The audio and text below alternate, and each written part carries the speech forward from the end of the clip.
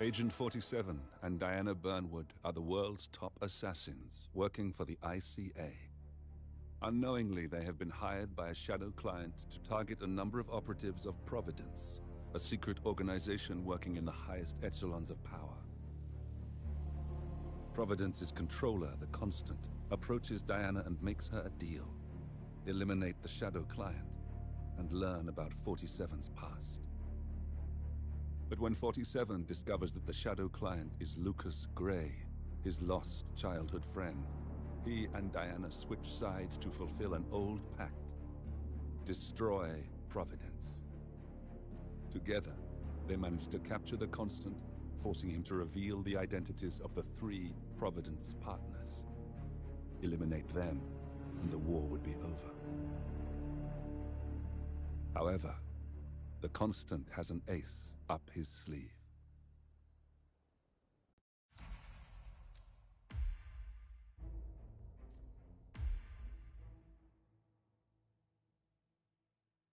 Look closer. In the shadows. Behind the everyday world. Beyond the headlines and the seats of power. A hidden hand.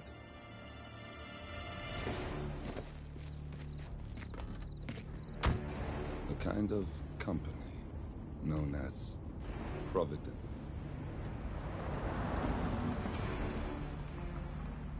To it, we were just assets. To use and throw away.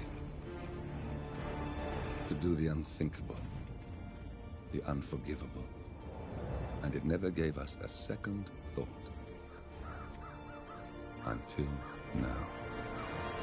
After decades in the shadows, we are fighting back. Me and 47. Much has been lost, but we are closer than ever. We trapped the Constant, Providence's chief controller, and finally learnt the names of its 3 partners. In their downfall, we lay the past to rest. And, just maybe, look towards the future. 47. It's time.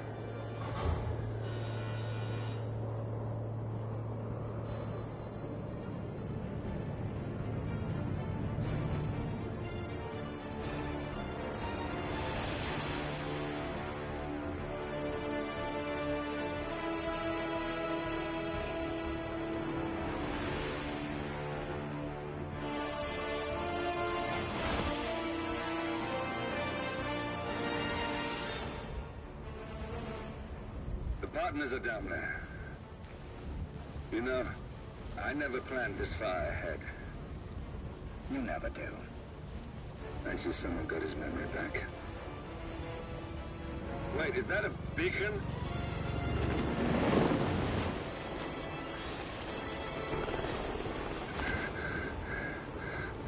What the hell?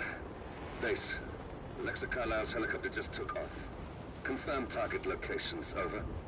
Diana, what's the status? Right. We have a situation. Carlisle has left the building. And I think I know why. The Constant has escaped. He persuaded one of the sailors into setting him free. And since then, he's been seizing control of Providence assets and resources. I can only assume Carlisle is rushing to contain the damage. If she slips away again... We'll keep track of her. Make sure she doesn't. Meanwhile, the plan stays the same. Your destination is the Scepter, the world's tallest building where the partners are laying low, courtesy of their host, Sheikh Omar Al-Ghazali. Marcus Stuyvesant is 5th-generation old money. His family made its fortune in real estate and banking, and were at one point the chief landowners in New York. Carl Ingram is a powerful Washington kingmaker whose family grew rich selling gunpowder during the American Civil War, and later established a globe-spanning empire in oil, coal, and steel. Both families long since retreated from public view, but their quiet dominance endures to this day. Now, the partners likely suspect that we're coming, so Mr. Gray will infiltrate building controls and disable all electronic doors and elevators. Stuyvesant and Ingram are about to find They have nowhere left to run. Right. This is our moment, 47. Providence ruined our lives with the flick of a pen. Today, we return the favor. Happy hunting.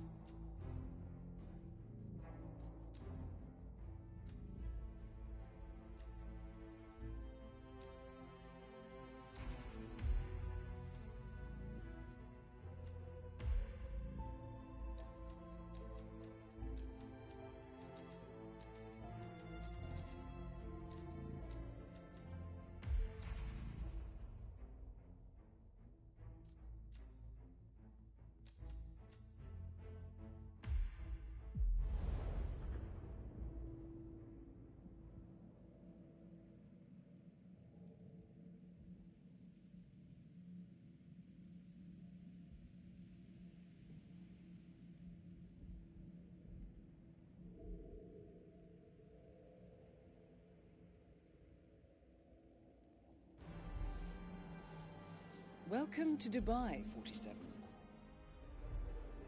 Today is the inauguration of the scepter, and the ceremony is well underway. You will find Marcus Stuyvesant near the building's signature art installation, while a paranoid Carl Ingram has ensconced himself in his penthouse suite, security on highest alert. Mr. Gray is already in position and ready to assist. Good luck, 47. Welcome to Dubai. I am Matthias, the game director of Hitman 3. I'm going to give each mission a short introduction, starting right here in Dubai. Hitman 3 is the end of a journey, and Dubai is where it all starts. We wanted to give a feeling of being on top of the world before continuing the campaign into more brooding and intimate missions. One goal for the start of Dubai was to really set the stage early and give the player an immense feeling of vertigo and verticality. Originally, we had 47 step out of an elevator directly into the lobby, but we didn't feel like that gave us what we wanted in terms of setting the mood, urgency, and storytelling. One of the things we wanted to do in Hitman 3 was to bring the story a bit closer to the gameplay and have it be a bit more accessible and immediate. You can see the result of this already, having the gameplay start almost literally where the first cinematic ends. By having a short linear playable intro, we can have the player get used to the control scheme of the game, tutorialize the new camera item, and at the same time allow for some in-game storytelling. This sets up Lucas Gray's drive and purpose as the player is breaking into the skyscraper and into the sandbox, where the real gameplay starts. For subsequent playthroughs, our mastery system allows players to skip this part by unlocking new starting locations that lead directly into the sandbox. After breaking through the tunnels and finding their way into the inauguration of the tallest building in the world, we wanted the player to feel invited and being part of a very high-end event in typical Hitman fashion. This location is about the flash and the display of new money, which is in stark contrast to the targets and their lineage, who are both from old money many, many generations ago. They don't really belong in this place. You probably also noticed the big difference between the public-facing rooms and the worker crew facilities. One is very luxurious and expensive looking, while on the backside things are not as pretty.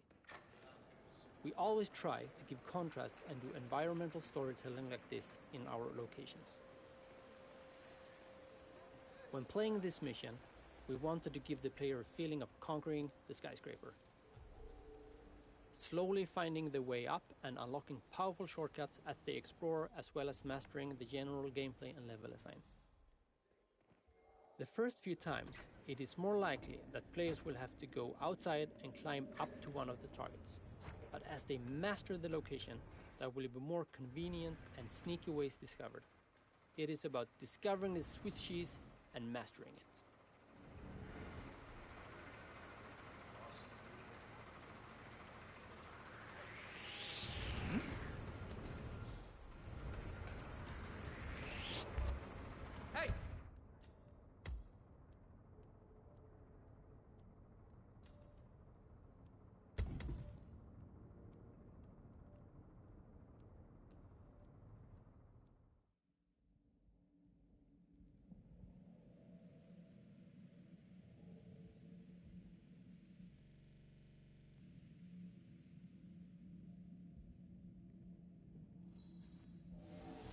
We had 47 step out of an elevator directly into the lobby, but we didn't feel like that gave us what we wanted in terms of setting the mood, urgency, and storytelling.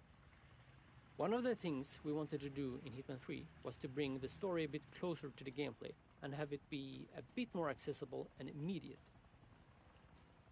You can see the result of this already, having the gameplay start almost literally when the first cinematic ends. By having a short, linear, playable intro, we can have the player get used to the control scheme of the game, tutorialize the new camera item, and at the same time allow for some in-game storytelling. This sets up Lucas Gray's drive and purpose as the player is breaking into the skyscraper and into the sandbox, where the real gameplay starts. For subsequent playthroughs, our mastery system allows players to skip this part by unlocking new starting locations that lead directly into the sandbox. After breaking through the tunnels and finding their way into the inauguration of the tallest building in the world, we wanted the player to feel invited and being part of a very high-end event in typical Hitman fashion. This location is about the flash and the display of new money, which is in stark contrast to the targets and their lineage, who are both from old money many, many generations ago. They don't really belong in this place. You probably also noticed the big difference between the public-facing rooms and the worker crew facilities. One is very luxurious and expensive looking, while on the backside, things are not as pretty. We always try to give contrast and do environmental storytelling like this in our locations. When playing this mission, we wanted to give the player a feeling of conquering the skyscraper, slowly finding their way up and unlocking powerful shortcuts as they explore, as well as mastering the general gameplay and level design. The first few times, it is more likely that players will have to go outside and climb up to one of the targets. But as they master the location, there will be more convenient and sneaky ways discovered. It is about discovering the Swiss cheese and mastering it.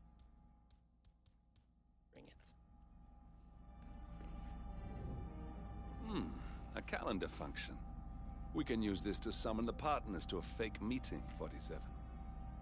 All right, I'm no hacker like Olivia, but I think you need to pull one of the racks here to gain access to the terminal.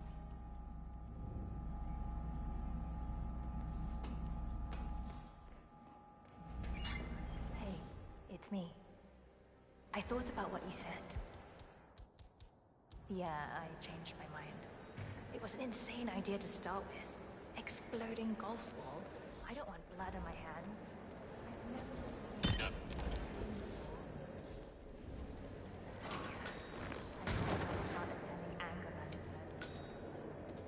I have issues. Admittance. That's the first step, right?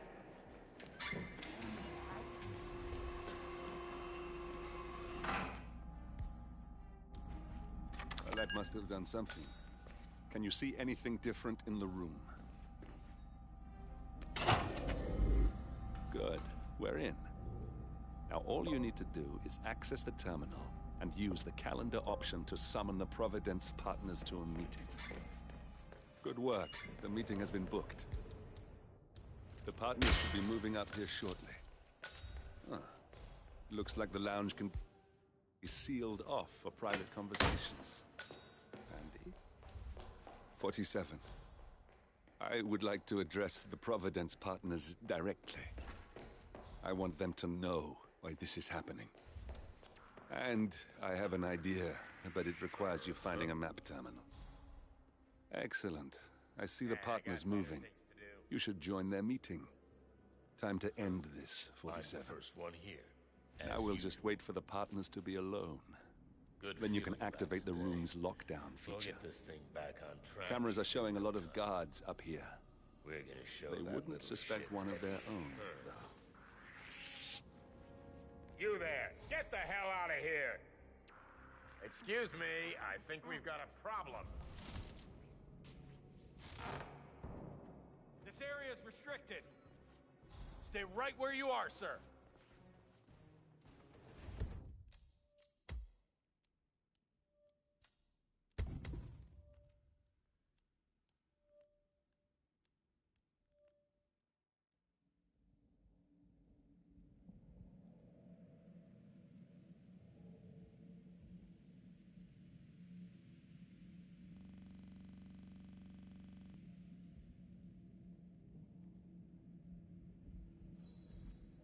Originally, we had 47 step out of an elevator directly into the lobby, but we didn't feel like that gave us what we wanted in terms of setting the mood, urgency, and storytelling. One of the things we wanted to do in Hitman 3 was to bring the story a bit closer to the gameplay and have it be a bit more accessible and immediate. You can see the result of this already, having the gameplay start almost literally where the first cinematic ends. By having a short, linear, playable intro, we can have the player get used to the control scheme of the game, tutorialize the new camera item, and at the same time allow for some in-game storytelling. This sets up Lucas Gray's drive and purpose as the player is breaking into the skyscraper and into the sandbox, where the real gameplay starts. For subsequent playthroughs, our mastery system allows players to skip this part by unlocking new starting locations that lead directly into the sandbox. After breaking through the tunnels and finding their way into the inauguration of the tallest building in the world, we wanted the player to feel invited and being part of a very high-end event in typical Hitman fashion. This location is about the flash and the display of new money, which is in stark contrast to the targets and their lineage, who are both from old money many, many generations ago. They don't really belong in this place. You probably also noticed the big difference between the public-facing rooms and the worker crew facilities. One is very luxurious and expensive looking, while on the backside things are not as pretty. We always try to give contrast and do environmental storytelling like this in our locations. When playing this mission, we wanted to give the player a feeling of conquering the skyscraper, slowly finding the way up and unlocking powerful shortcuts as they explore, as well as mastering the general gameplay and level design. The first few times, it is more likely that players will have to go outside and climb up to one of the targets. But as they master the location, there will be more convenient and sneaky ways discovered. It is about discovering the Swiss cheese and mastering it.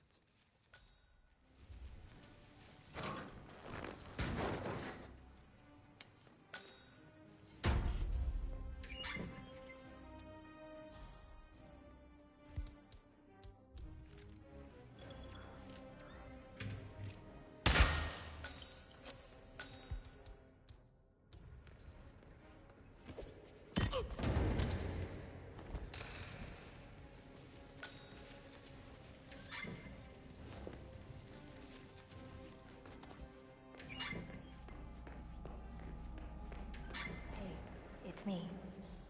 I thought about what you said. Yeah, I've changed my mind. I don't want to flatter myself. I've never tasted. Yes. I promise I'll start attending anger management. I know I have to.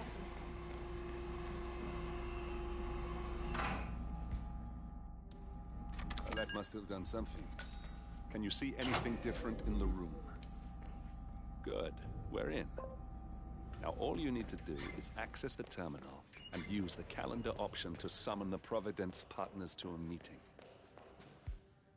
Good work. The meeting has been booked. The partners should be moving up here shortly. Huh. Looks like the lounge can be sealed off for private conversations. Andy? 47.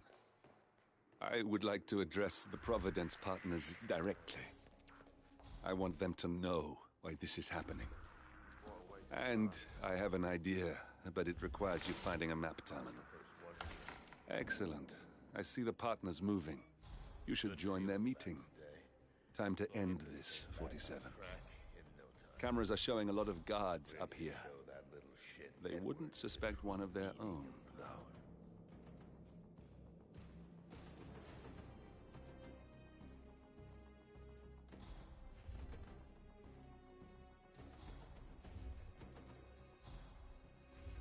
This is just a minor setback.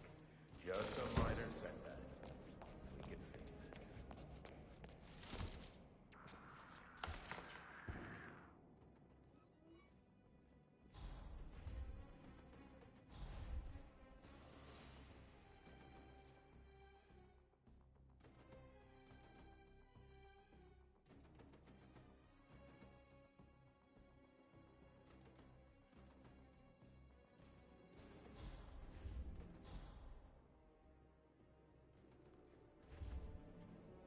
Where's Marcus, anyway? What's he up to?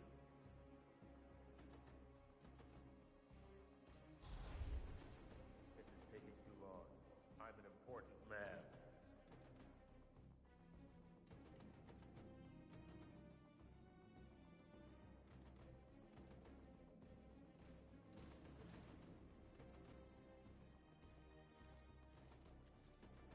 Guys, leave us. We need to talk privately for a moment.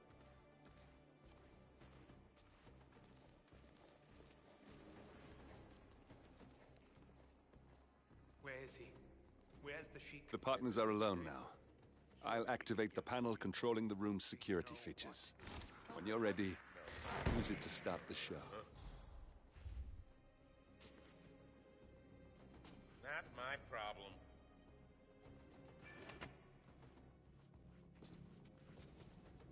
No, but I've known this man for a long time.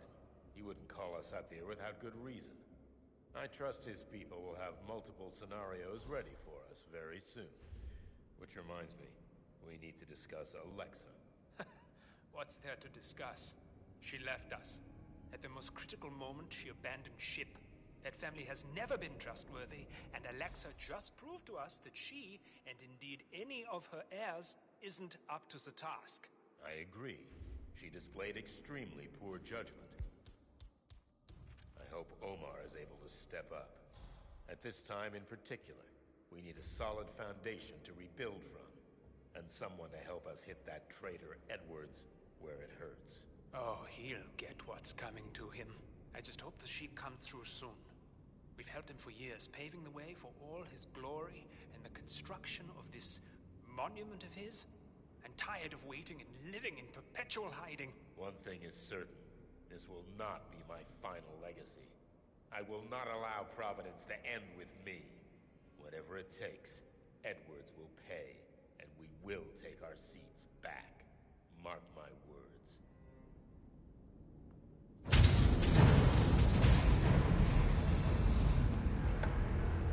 What's this? Carl, did you do that? I certainly did not. I have no idea what's going on.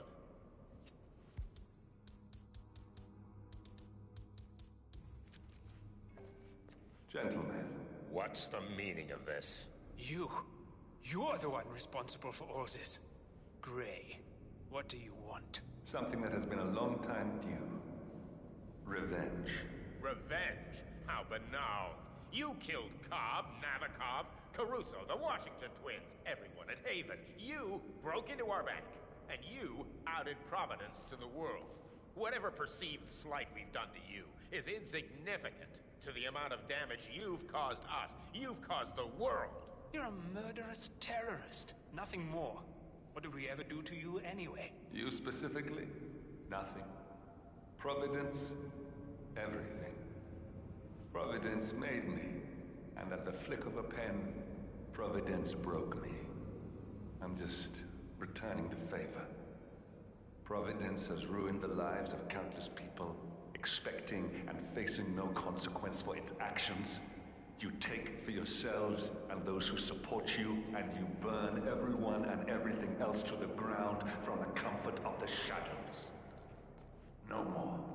You're delusional. Exposing us achieved nothing beyond moving a few pieces around on a board much more complicated than you can fathom. The world believes we're dead. What more do you want? Me? Nothing. My friend, however, well, let's just say he's a bit of an expert. I'm just here to watch you die. 47. Finish it. 47. Finish it. Finally, Stuyvesant and Ingram are gone. Providence will soon be no more than a bad memory. 47. Thank you. I'll meet you at the rendezvous on the edge of town.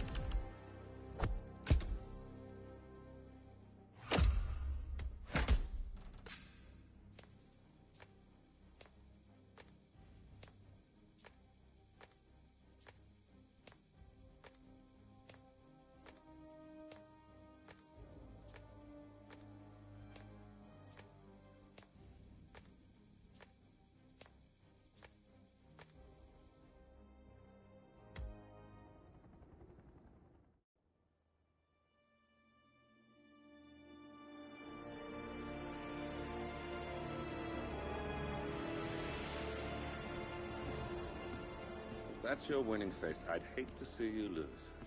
We underestimated the Constant. Yeah, he's a glorified desk clerk. He's not just after the money. He wants it all. We caught him once, we can do it again. And, well, we're not the ones who let him escape. You still don't trust her. I don't like executive decision makers.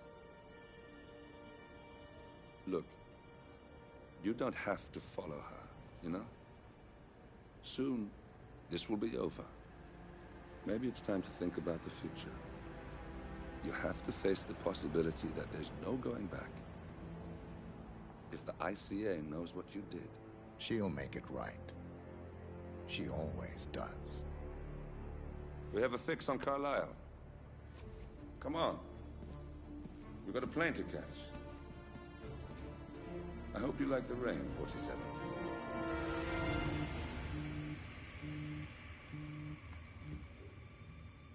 Miss Burnwood. How did you... I have everyone's number.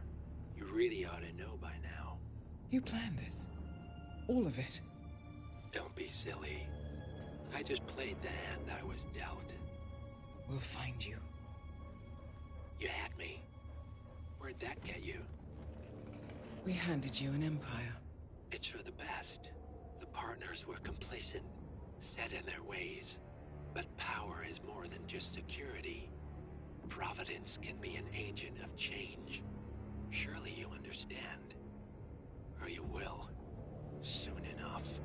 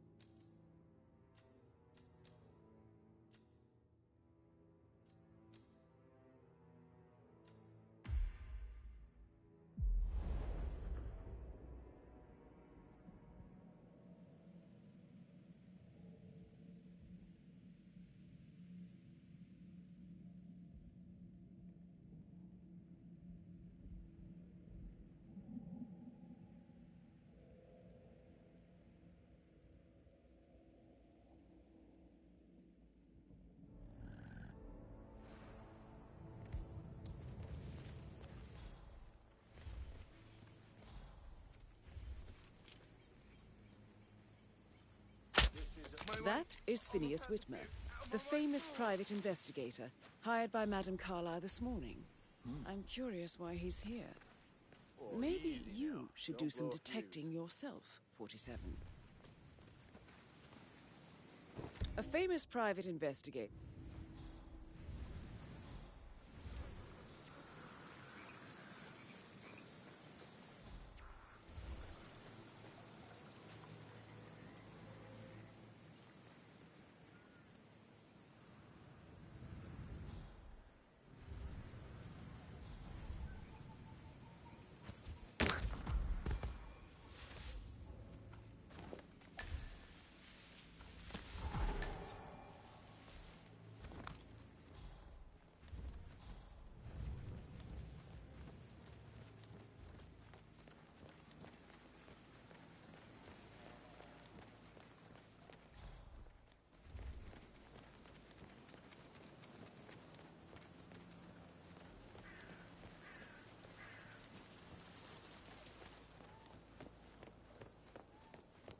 Hello, sir. I will have to pad you down if you're coming this way, sir.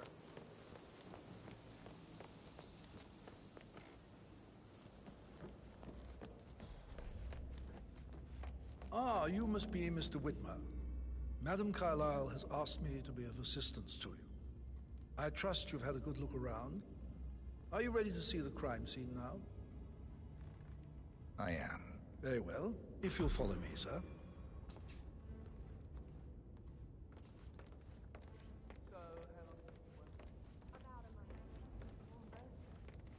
I feel obliged to point out that current affairs surrounding Madame Carlyle are of a delicate nature. You may be familiar with the recent announcement of her death. You will probably learn that a staged funeral is scheduled to take place tomorrow. Madame's children were not informed until this morning that their mother was in fact not dead at all. Greetings, sir. So please bear with them if they seem affected by the rather unusual situation. I trust I do not need to remind you that there will be consequences if word gets out that Madame Carlyle is still alive. I'll consider her dead when I leave. Before you inspect the crime scene, I will tell you this. The case concerns the death of Mr. Zachary, Madame Carlyle's younger brother. He was found dead in his bed this morning. The door was locked from the inside, and a suicide letter was found in his room. However, Madame Carlyle suspects foul play. I've prepared some information for you, so please do come and see me when you've finished your investigation of the crime scene. This is Mr. Zachary's room, to my right. A locked room murder mystery, 47. I trust you'll get to the bottom of this. Why don't you use your camera to scan the dead body, 47? Throat markings indicate a rare, short-lived plant poison killed him. Spread shows time of death at around 10 o'clock last night. You do know your poisons, 47. Zachary was shopping for new Wellingtons last night. Not exactly what you would expect from someone suicidal. Zachary's suicide note. Also, a sample of handwriting. It could be relevant to compare to other samples to establish its authenticity.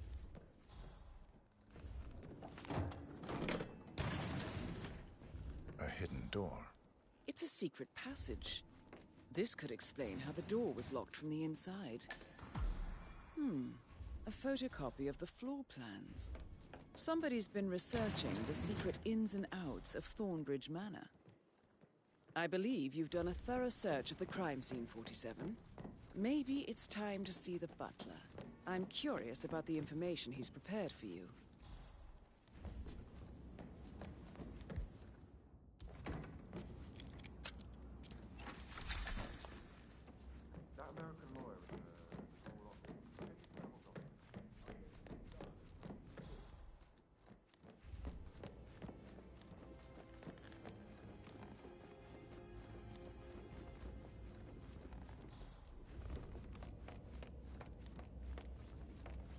Mr. Fernsby, I'm done with the crime scene. Did you establish a time of death? Zachary died Did you get that around bird 10 shit off o'clock the front last screen night. of my car? That means the staff were off duty. You sure about that? Maybe And go Madame make absolutely Carlyle, sure. the security, didn't arrive until this morning. Twice. That leaves Gotta keep that Madame's windscreen family clean. and myself I just as saw the only something. persons here when I he think died. I lost a button from And my before cuff you ask, yesterday, probably no, at the graveyard. I do not have an just alibi. Pop down I was and alone look. in my For a office button, at the That's time what I of said, death. wasn't it? Right. Here's the material that I've What prepared colour? for you. White. It's a list Please of be the possible quick about it, suspects okay? and their quarters. Can't go without my Hopefully button that will now, help you can keep I? track of your findings. Please come and see me when you've solved the case, and I will take you to Madame Carlyle. This is very useful information, 47.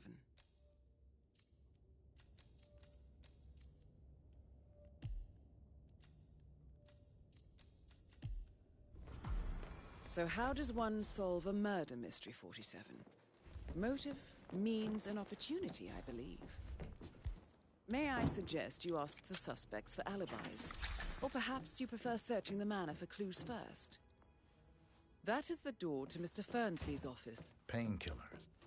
Lethal if you use enough of them. But not the poison used to kill Zachary. Of course, Madame Carlyle doesn't know that. Are you considering to frame the butler, 47? Zachary's diary. This is big. He was about to confess to the world that he and Alexa murdered their older brother Montgomery 46 years ago. And apparently, Mr. Fernsby helped make the murder look like an accident. And 47, the handwriting doesn't match the suicide letter in his room, proving he didn't write it himself. Mr. Fernsby clearly didn't commit the murder, but I think you have enough evidence to convince Madame Carlyle he did. Maybe you should tell him you are ready to present your findings. Unless, of course, you want to do some more detecting, 47?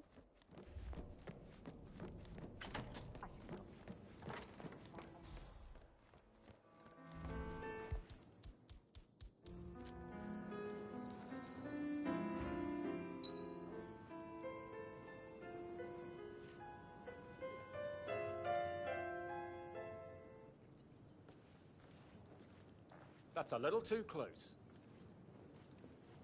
Professor Edward Carlyle, can you tell me your whereabouts for last night? Oh, yes, this dreadful business with Zachary. I stay at the local inn. You see, I prefer not to spend the night here at Thornbridge Manor. My brother Gregory came along for a nightcap. He'll never admit it, but I think he understands that I find this whole thing upsetting and wanted to provide some comfort. I believe we went to the Stag's Head around 8:30. Anything else I can... Can you tell me about Zachary's behavior last night? I certainly didn't expect him to commit suicide. Sure, he was upset by Mother's supposed death. We were. But he seemed more engaged than usual. You should ask Rebecca. They had a long talk. Did you know that he hadn't left Thornbridge Manor in nearly 50 years? His plants, mother, and the staff, all the company he had. If that's all? Did you notice anything else out of the ordinary? You mean apart from the fact that we came here to bury our mother and she shows up alive and kicking? Zachary found dead in his bed this morning? Or perhaps that the planned funeral is still taking place and I have to do the eulogy? And Mother will surely have strong opinion on it afterwards. I can't breathe. Excuse me.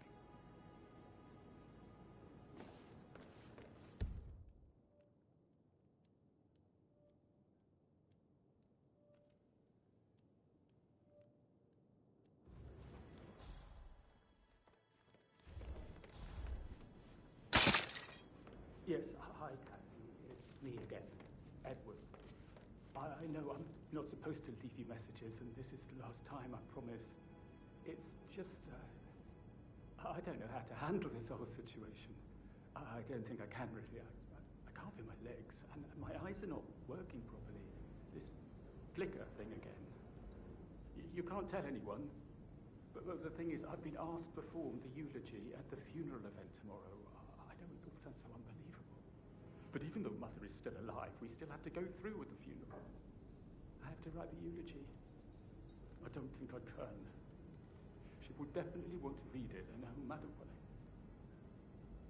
I just know she'll be disappointed in me. Again.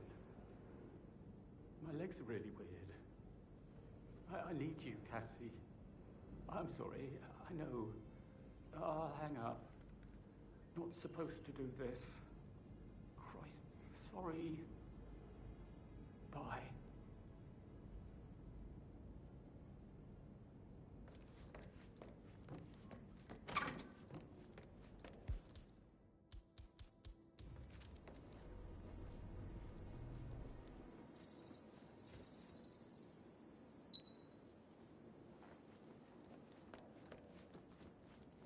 Gregory Carlyle, can you tell me where you were yesterday evening? Oh, you're wondering about my alibi, Mr. Detective. Well, I left Thornbridge around 8:30 for a pint with Edward. I wish I hadn't. Quiz night at the inn.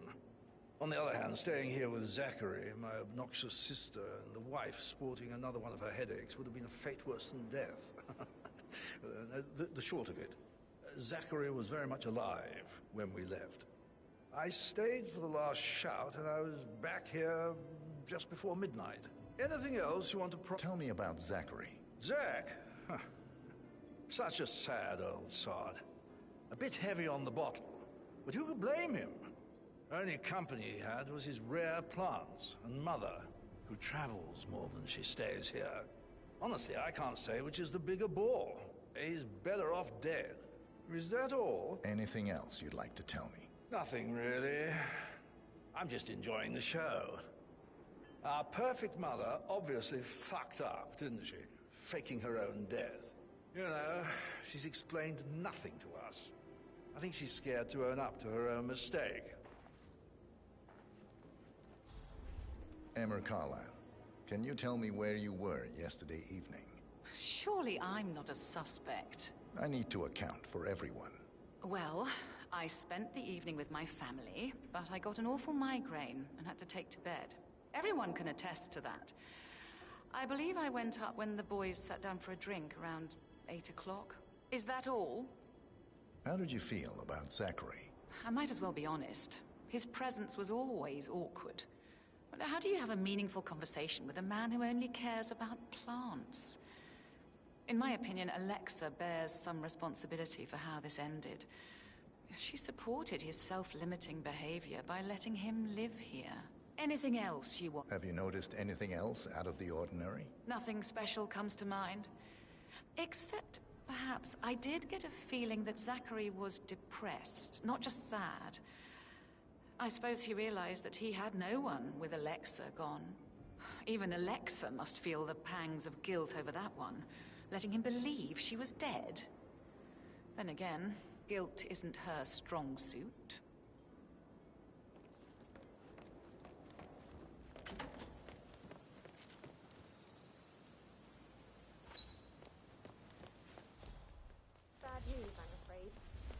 don't have any extra fuses. Ethel looked everywhere.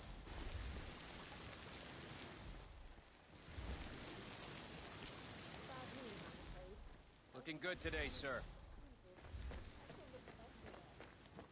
I don't believe for a second that Zachary committed suicide. We'd only just run through his plans for spring seedling yesterday.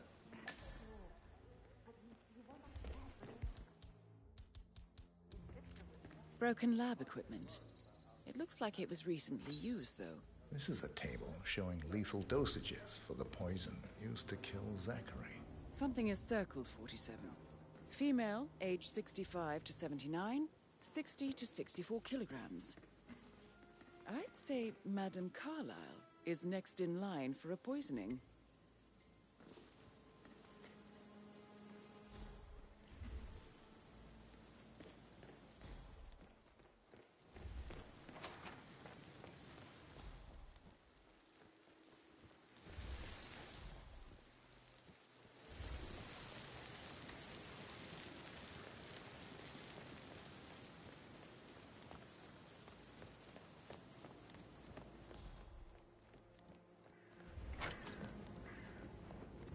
Rebecca Carlyle, can you tell me about yesterday evening? We don't really see much of each other, my brothers and I. I suppose it takes our mother's funeral to bring us together, and even then, it's not like we sit on each other's laps. Now, let's see. Patrick, Gregory's son, disappeared straight after dinner. You know, I think he might be in some sort of trouble. Edward wanted to go as well, but Gregory convinced him to stay for a few drinks before they went off for a pint at the local at 9:15. I swear Gregory enjoys Edward's discomfort over staying here. I had a conference call with my New York office at 9, so I spent 3 hours on my laptop in my room and went straight to bed afterwards. I don't know about Emma.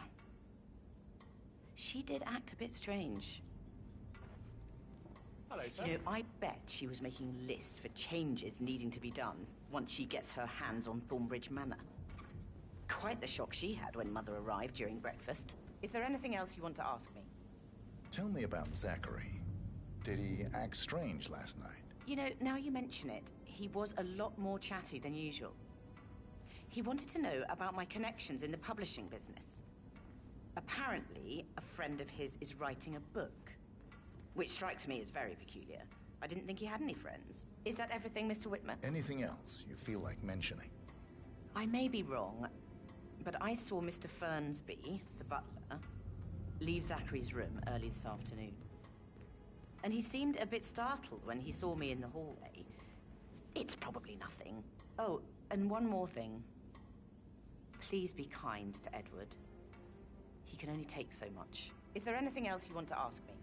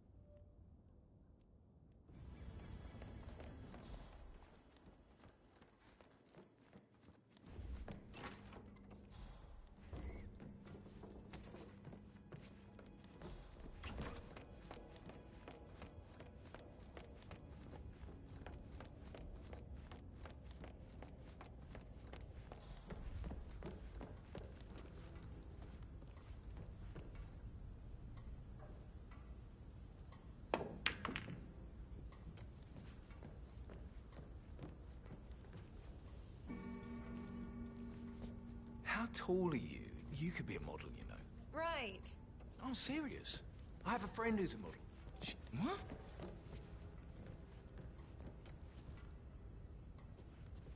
I'm serious. I have a friend who's a model. She says that's the sweet, sweet life. You should come and stay at my place in London. We can have her come over. Give you some tips. I'm quite happy here, thanks. Patrick Carlyle, can you tell me where you were yesterday evening? Shit, it's that sneaky butler, isn't it? He ratted me out. Elaine, give us some privacy, would you? Don't tell Mother, okay? She's really tense these days, and the last thing I need is more hassle. I took that pretty blonde, Rosie, for an evening stroll. I mean, how the fuck am I expected to cope for an entire weekend in this shithole? I'm bored out of my mind. So, is that it? What did you think of Zachary? Creepy as hell. No ambition. Imagine deciding to live in a museum. You know, Father says Zachary and Alexa used to be two of a kind. He had a great future ahead of him, then suddenly, he just gave up everything. What an idiot. Thank God Daddy chose looks and brains over pedigree when he married Mummy. I don't have to worry about the inbreeding so customary in these circles. If that's all, I think I'll get back to... Did you see anything suspicious last night? No. I reckon Zachary topped himself. I know I would have. Or perhaps Mr. Fernsby. I don't like him. He could have done it.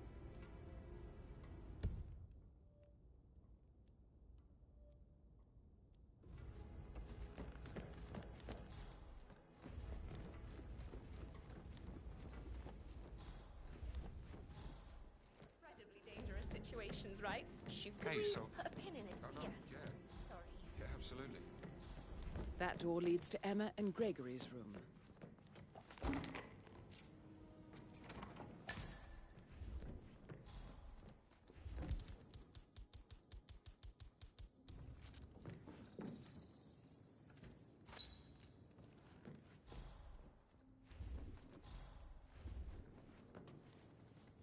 Now this is interesting, 47. A letter from Emma's mother stating that Emma is the illegitimate child of Alexa's late older brother, Montgomery. And listen to this. She claims to have witnessed Alexa and Zachary murder him. The plot thickens. A keychain pendant for the greenhouse. What's that doing in Emma and Gregory's room, I wonder? And why is the key missing? You have uncovered enough evidence to tell Madame Carlyle that Emma is the murderer. Quite the detective, 47. I'm impressed. Right. Yeah, sorry. I suggest you go tell Mr. Fernsby. Unless you think there are more secrets to uncover.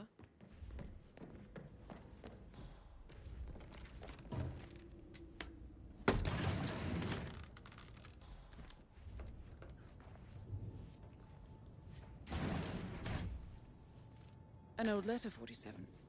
Never opened. Must have slid under the secret door nearly 46 years ago. It states that Alexa Carlyle's older brother, Montgomery, wanted Alexa to become the heir to the Carlyle Empire instead of himself. Strange. Interesting. You're an excellent detective, 47. Uncovering truths half a century old. If you frame it correctly, I believe you could use the information to convince Madame Carlyle that Zachary committed suicide. That is the door to Rebecca's room. Maybe you should ask Mr. Fernsby to see her. Transfers from the Carlisle account HTC depot number 5085. No, I need it immediately. Yes, I'll hold. I have to go. I'll get back to you later.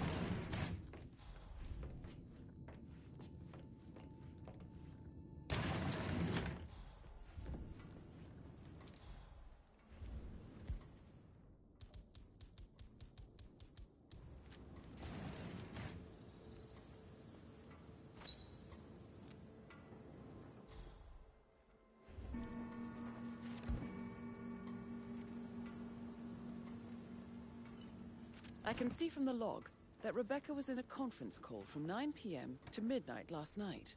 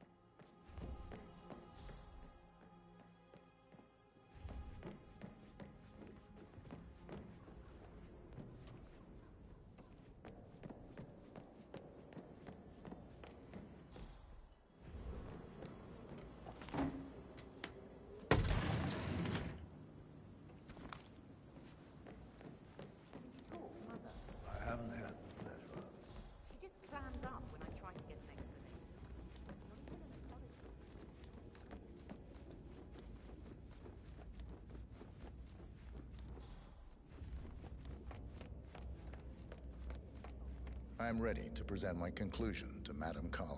Very well. If you'll follow me, sir.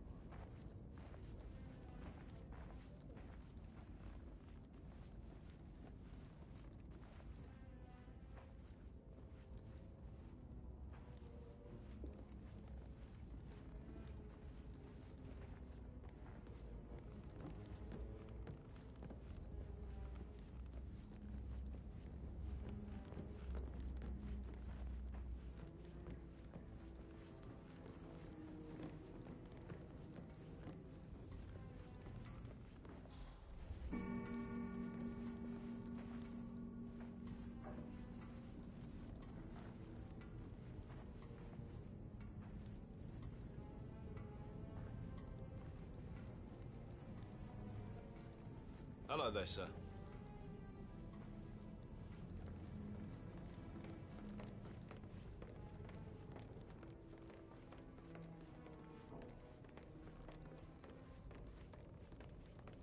Hello, sir. This is Madame Carlyle's office. Please step inside. Your detective skills have gained you access to the Lion's Den, 47.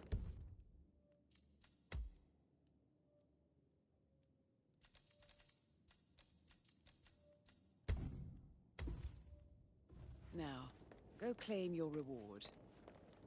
So, Mr. Whitmer, you've reached a conclusion. Take a seat. Please, go ahead. Your brother committed suicide. I need to see some evidence to believe that, Mr. Whitmer. Zachary was found dead in a room locked from the inside. He died from a rare poisonous plant he cultivated himself. He believed you were dead, and a suicide note explained that he did not have the courage to go on without you. That's what I don't buy. I cared for him deeply, but the truth is he hated my guts. My death would not make him commit suicide, I can promise you that. Perhaps the death of your older brother, Montgomery, then. I have found evidence showing that you and Zachary killed him nearly 50 years ago. I believe that was when Zachary turned recluse.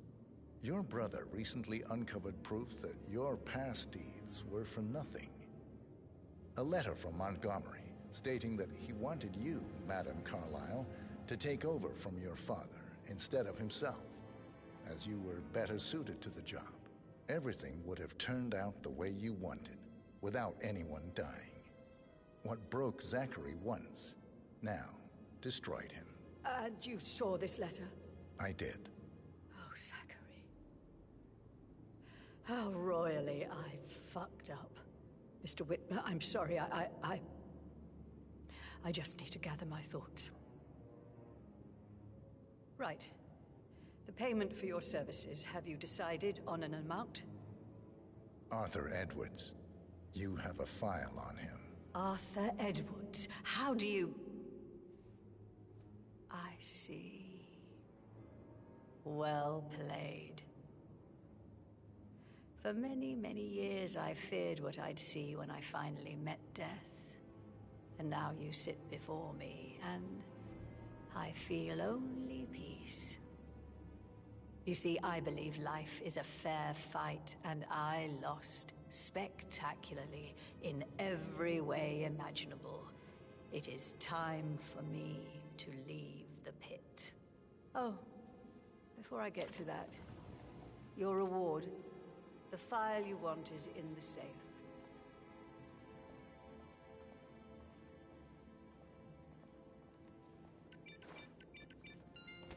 A last wish from a dying woman.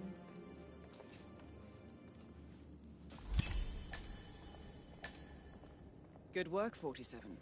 That's the file on Arthur Edwards secured. Time to take care of Madame Carlyle.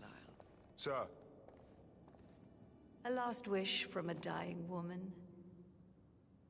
Get Edwards and make him suffer. So long. I need some privacy. Thank you. No need to panic.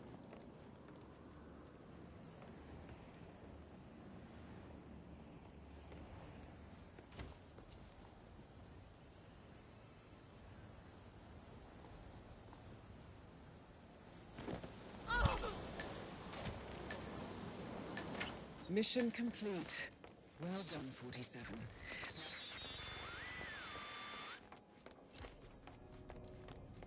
I can't forget his eyes. Huh?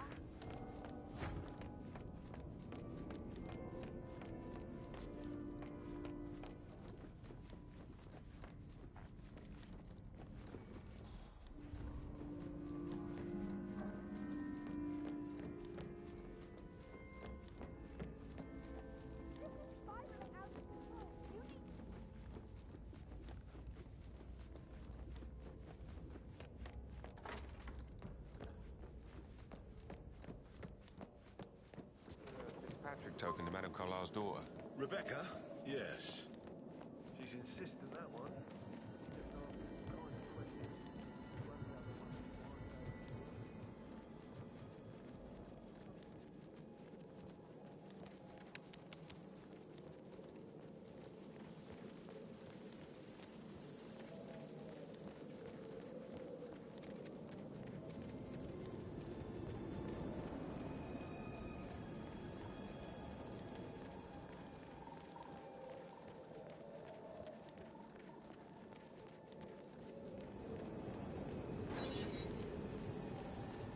"47.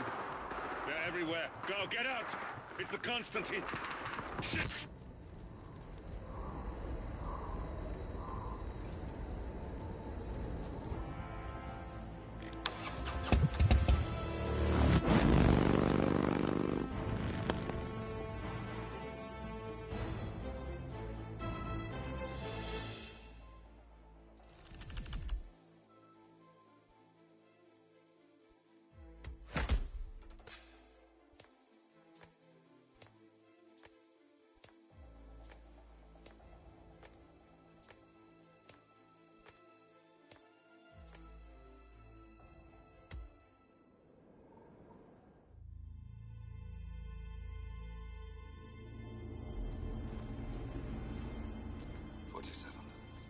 Don't respond, just listen. Diana can't help you now. You need to find Olivia. She will know what to do. I wish there had been more time.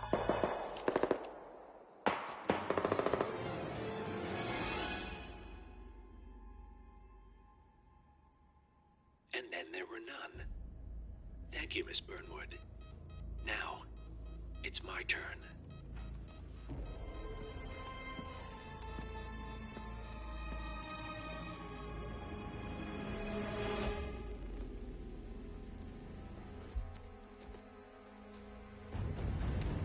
Stay down. Boss wants you alive. Yeah? How about now? Over here! Cover me!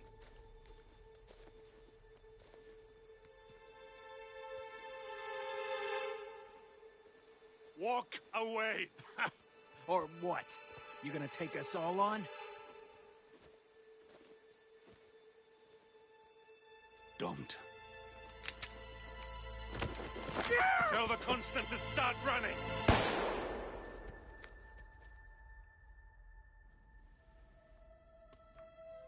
You think you've won?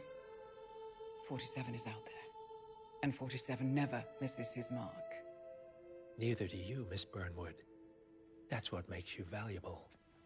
You're delusional. You think I would betray 47? Trust me, you owe him nothing. What is this? I told you we could help each other, and I meant it. I'll look forward to your call.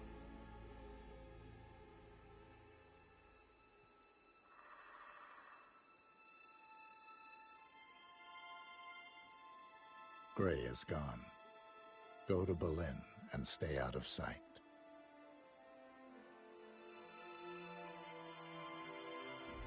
We're all that's left now.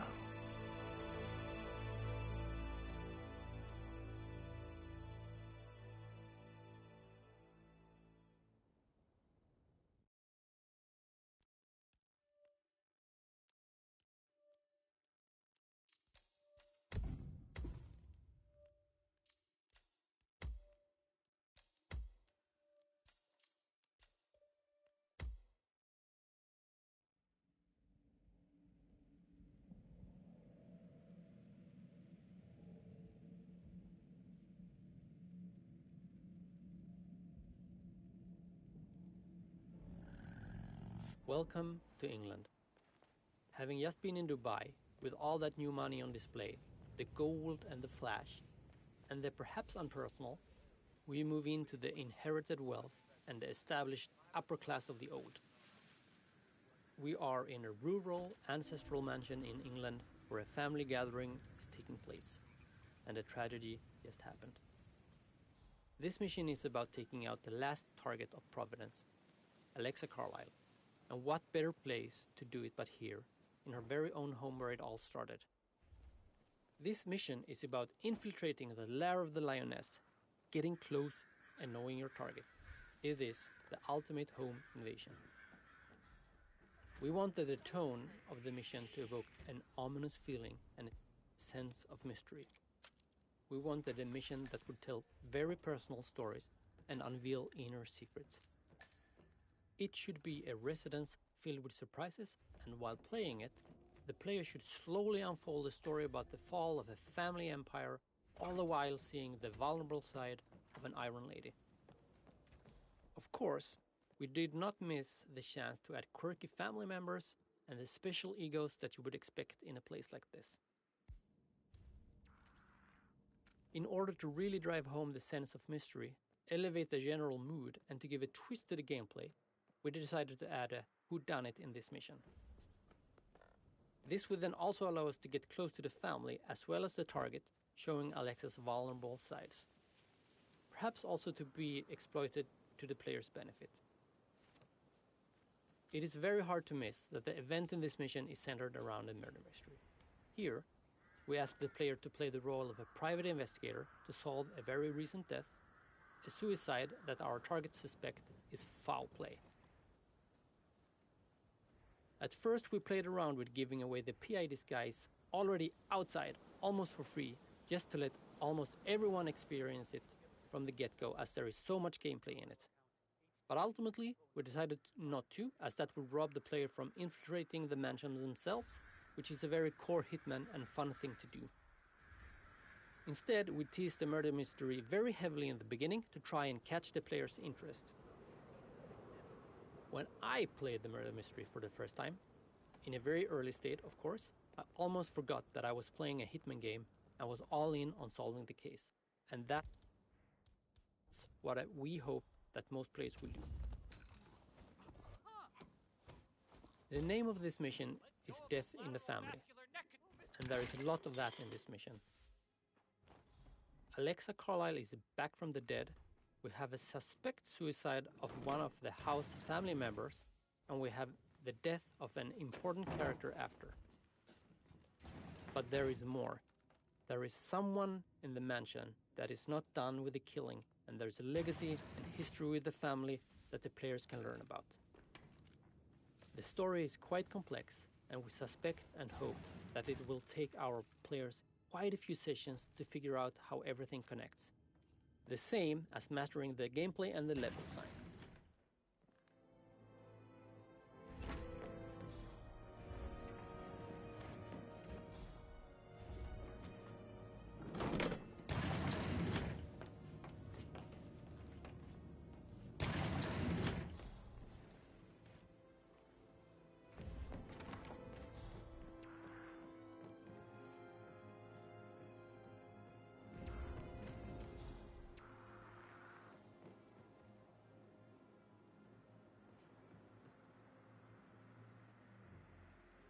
Mr. Whitman, thank you for coming on such short notice.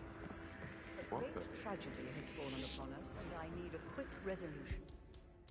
Give the- Handled with absolute discretion. I have yet to see a mystery I haven't solved. And I don't give a toss about my fame, if that's what you're worried about. My lips. Yeah, get some, get some! That is Phineas Whitman, a famous private investigator hired by Madame Carlyle this morning. I'm curious why he's here. Maybe you should...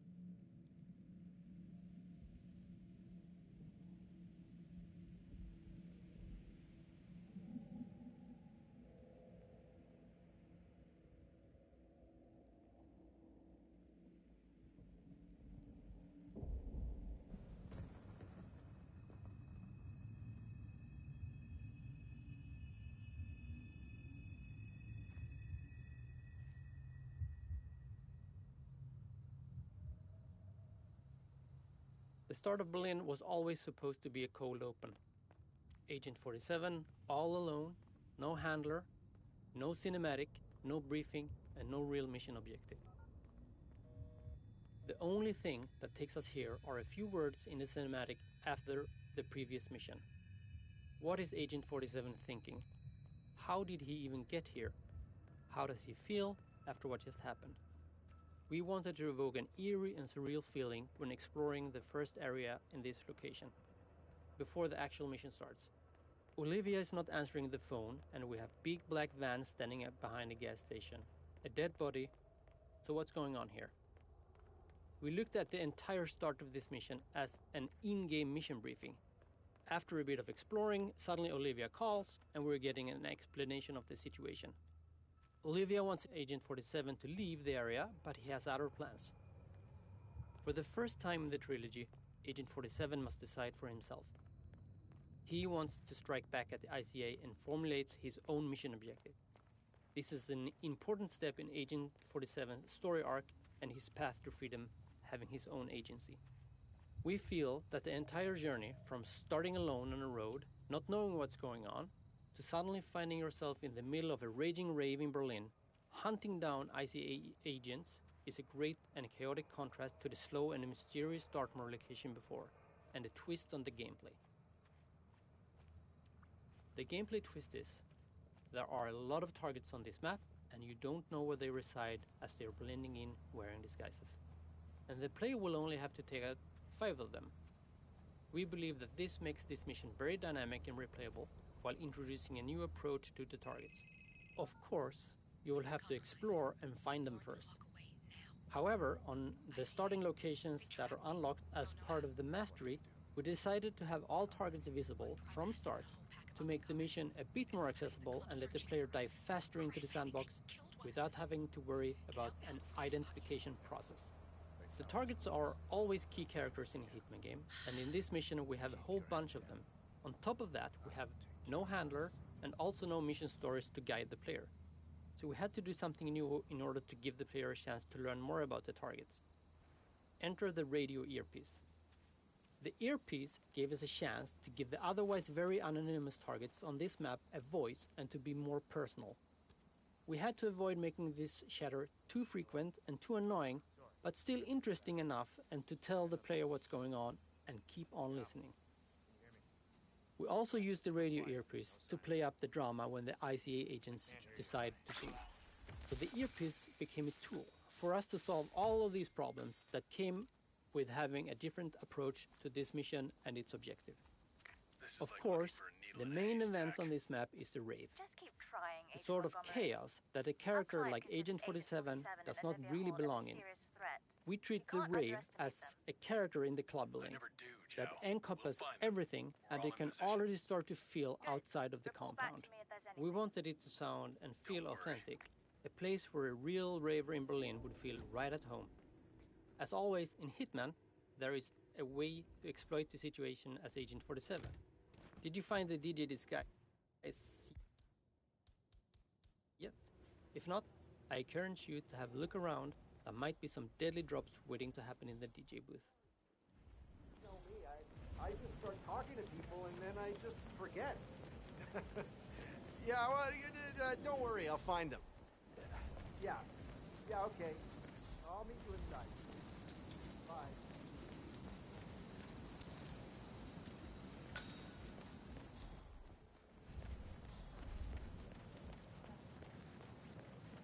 Hello, excuse me.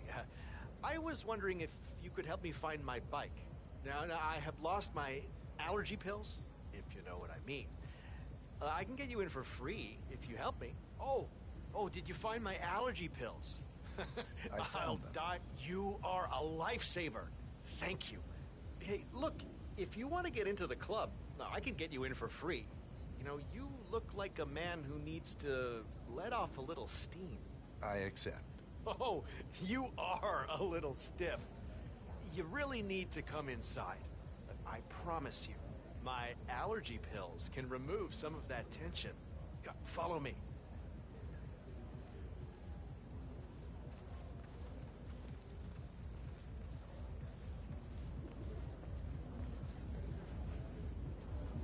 Hey, I should be on the list. The name is Helfried Ziegler. And this gentleman is my +1. Go inside. Next.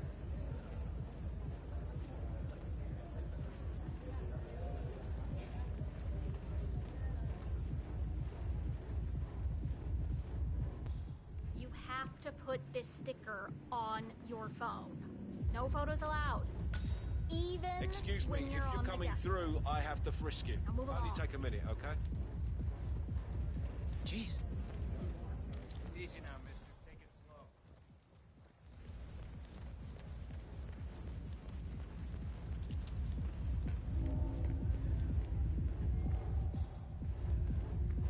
Come on, follow me.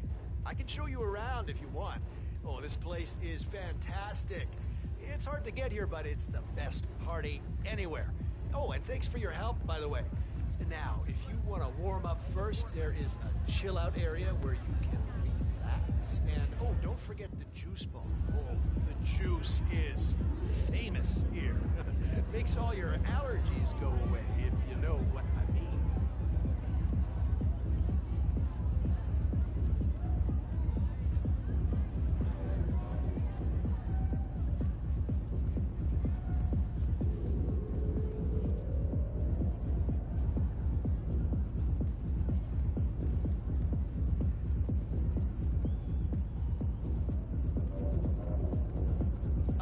Remember I told you about the juice bar?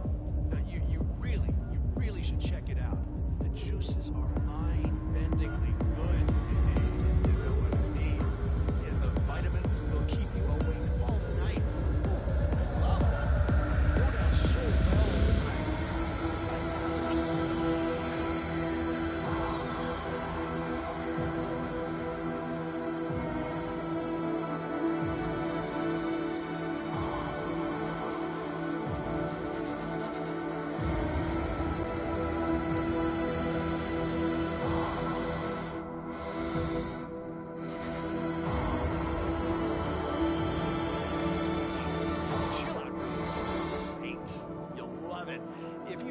drinks instead of medicine, it's a good place. Yeah, I prefer water, but as the sunrise comes up, I love to finish the evening with a good cocktail.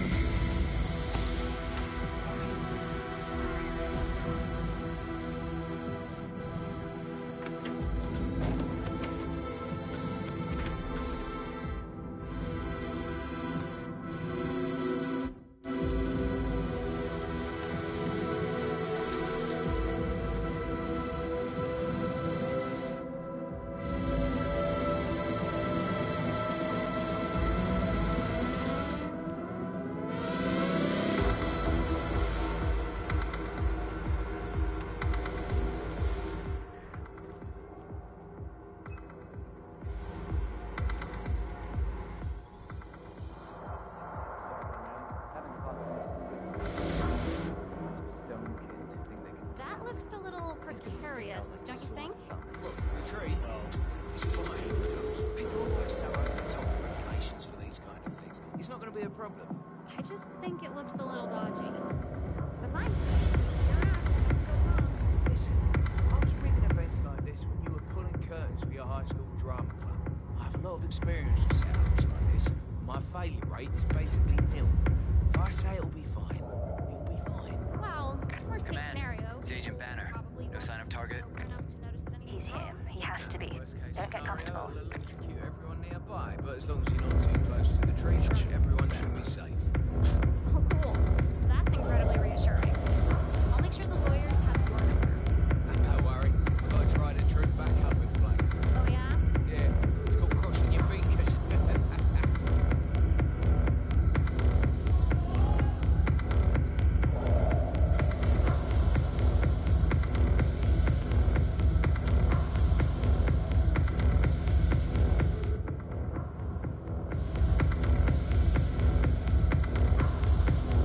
Don't mess around with the buttons or whatever you might have, okay?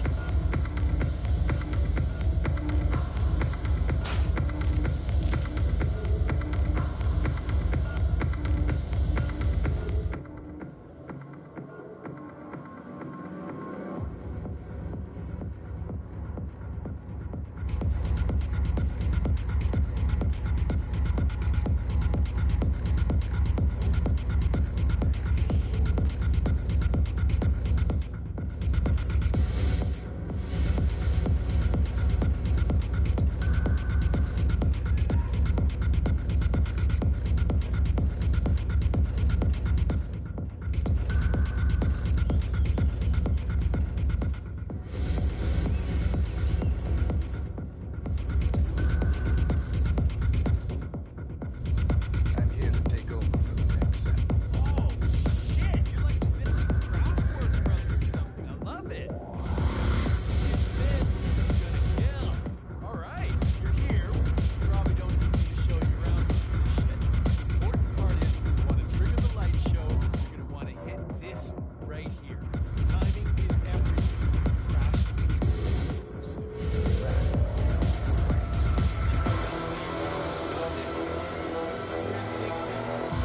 Joe, something's not right here.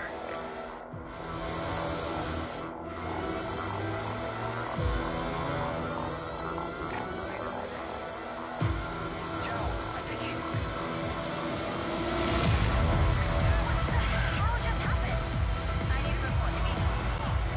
Looks like the light show wasn't installed properly. Can't say I'm that surprised. Hardly anything in this place is built to code. Talk about shit timing, though.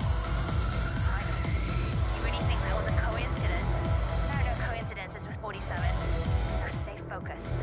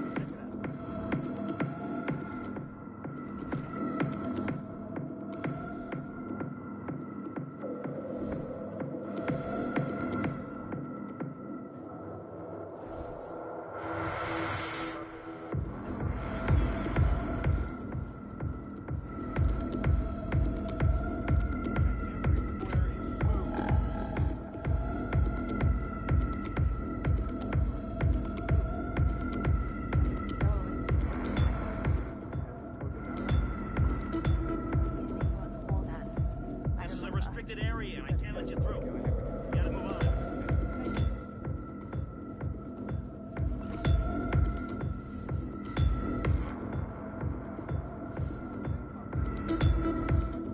Don't move. I'll go check.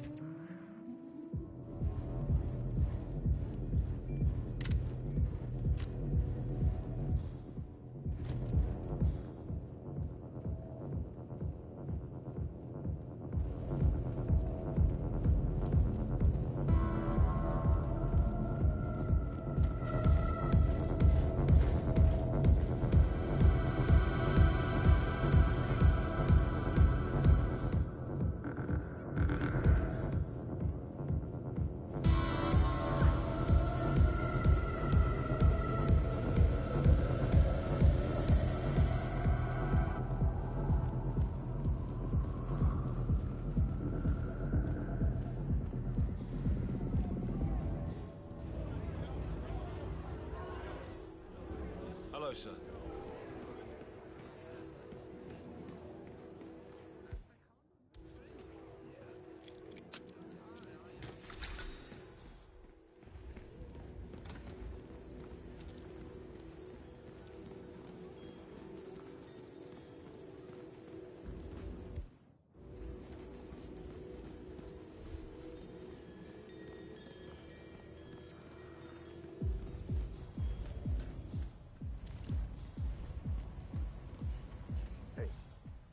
Did you call again?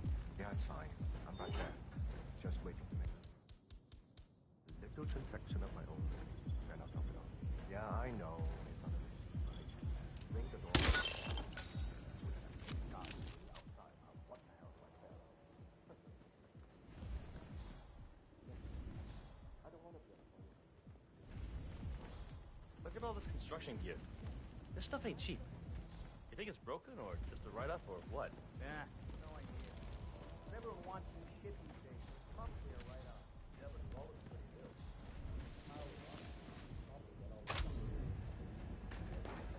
Well, that's for us to no power. Imagine all those stones people put aside. Okay. Really? Crane up and running? No way. Oh, you're probably right. Bad idea. If Rob would kill us. Oh, he'll do more than that.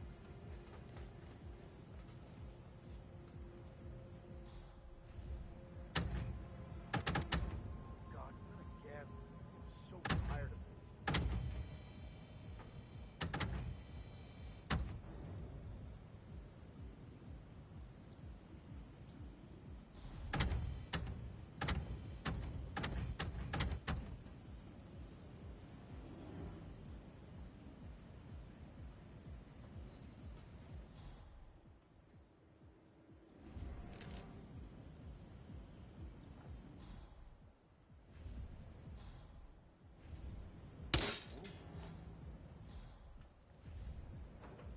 Hello? Is anyone there? Who made that sound?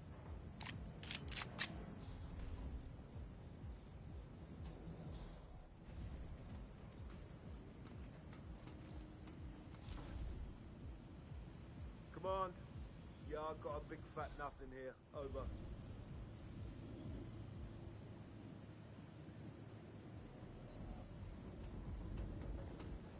Hey, Tim's calling in. Only got visual on stoned idiots. No sign of target. Stop talking. Focus on finding him. Agent Thames. Whoa! Come in, command. How copy? Over. Our man's here. I hope you're ready.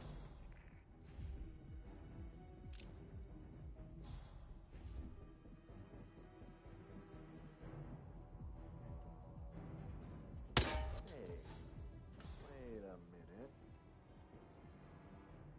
Bingo. Got him. Moving in. All right. Don't waste the opportunity. We don't need our noses bloody today.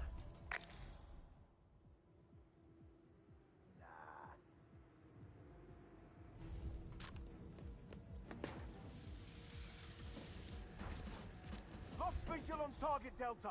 Move to last known position.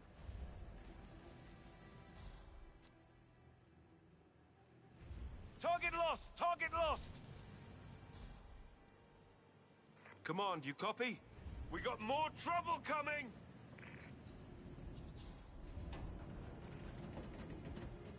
This is gonna end with a game over for you. You know that? Give it up! Negative, Command. Got nothing so far. Crap! That is so annoying.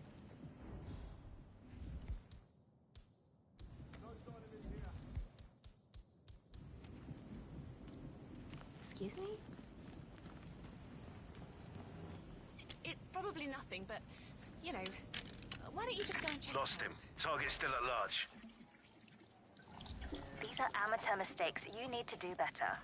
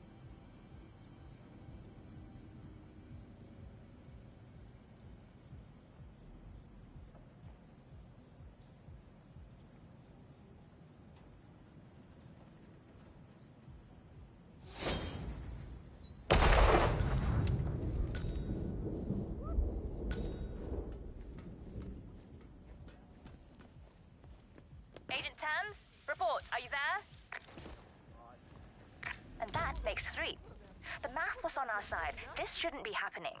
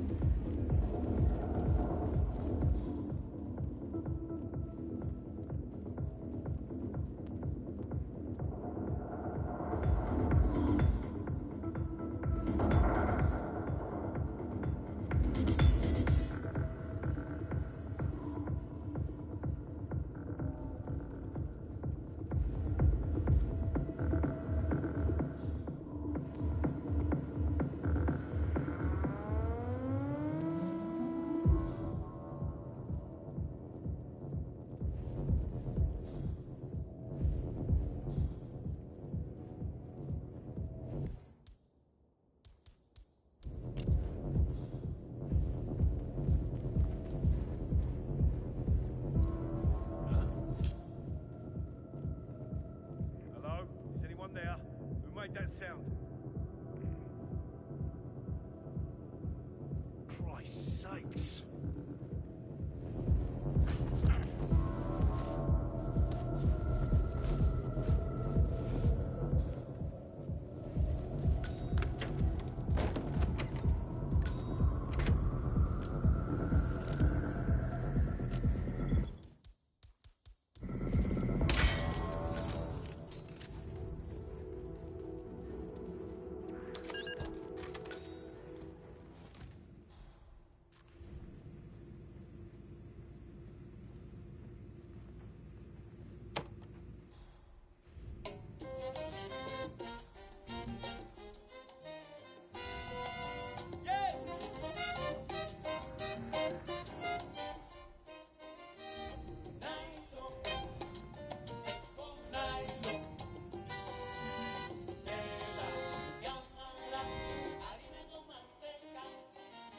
Yo siempre precavido para...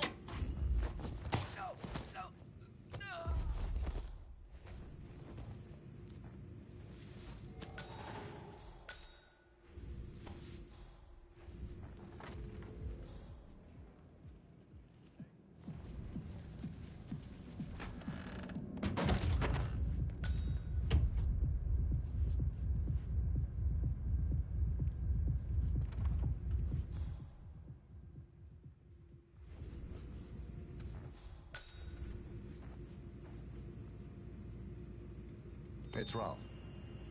I've given it some thought. Let's talk. About time. Sit down and make yourself comfortable. I'm on my way.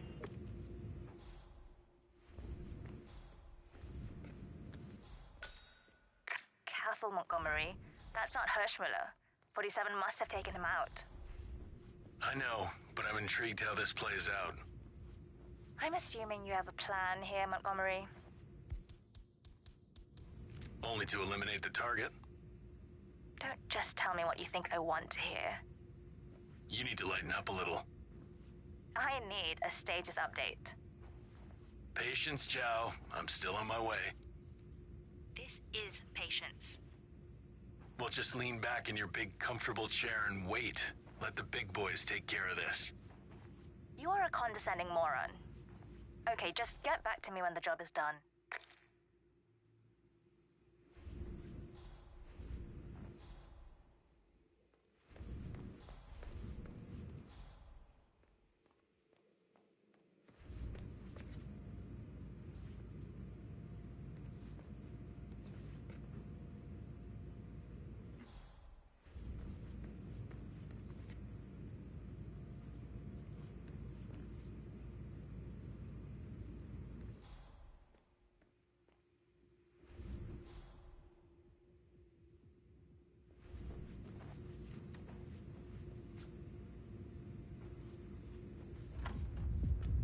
Okay, entering Hirschmuller's office. Target is waiting.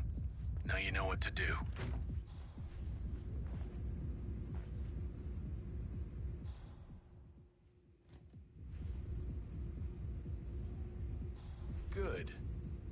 Now let's talk business. Well, talk. I forgot that you're a man of few words. 47. I'm Agent Montgomery. It's a pleasure to finally meet you. You are a legend. Legends die. I'm alive. Well, not for long. Your friend Gray is certainly dead. Heard he begged for his life like a little baby lamb, ready for the slaughter. And to make things worse, you are now a liability to ICA. I'm curious. What happened to you? The ICA has been compromised. You, of all people, should know it's not our job to ask questions. We just do what we're told. ICA are incapable of being compromised. It's not part of their business plan. Well, anyway, it is truly an honor to finally meet you.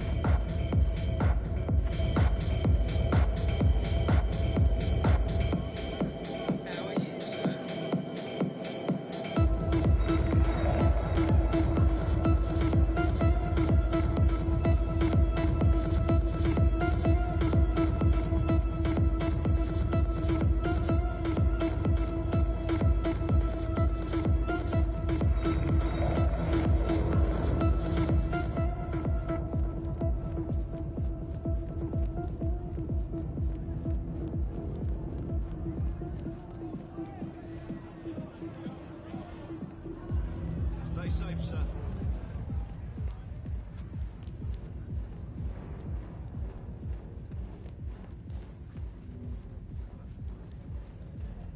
Huh?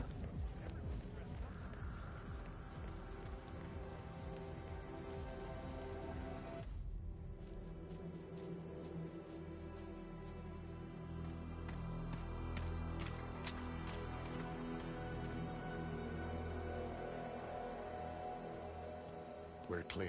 You killed all of them? They got my message. Where are you? Diner. Up the main road. On my way.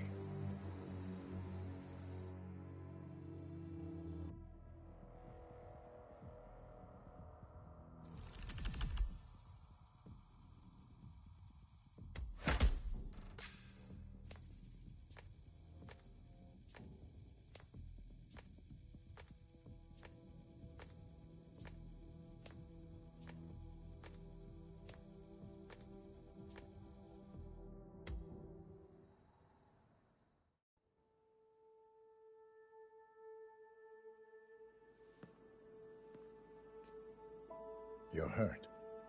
You should see the other guy. Never killed nobody before. What you did back there. You really are all Gray said you'd be. 47. He didn't suffer, did he? He made it count.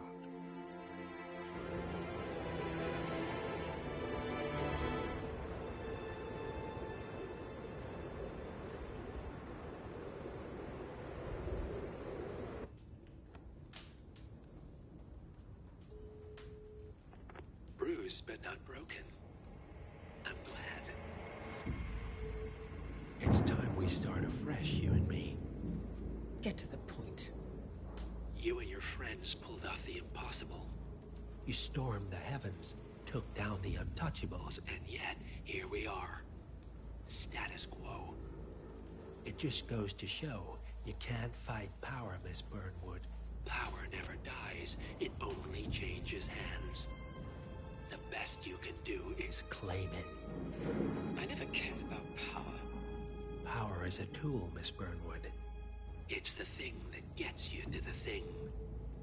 As the next constant, you can be the agent of change. Transform the system from the inside, or be transformed by it. No risk, no reward. I'll need to think about it. No, you won't. The real question is, what will you bring to the table?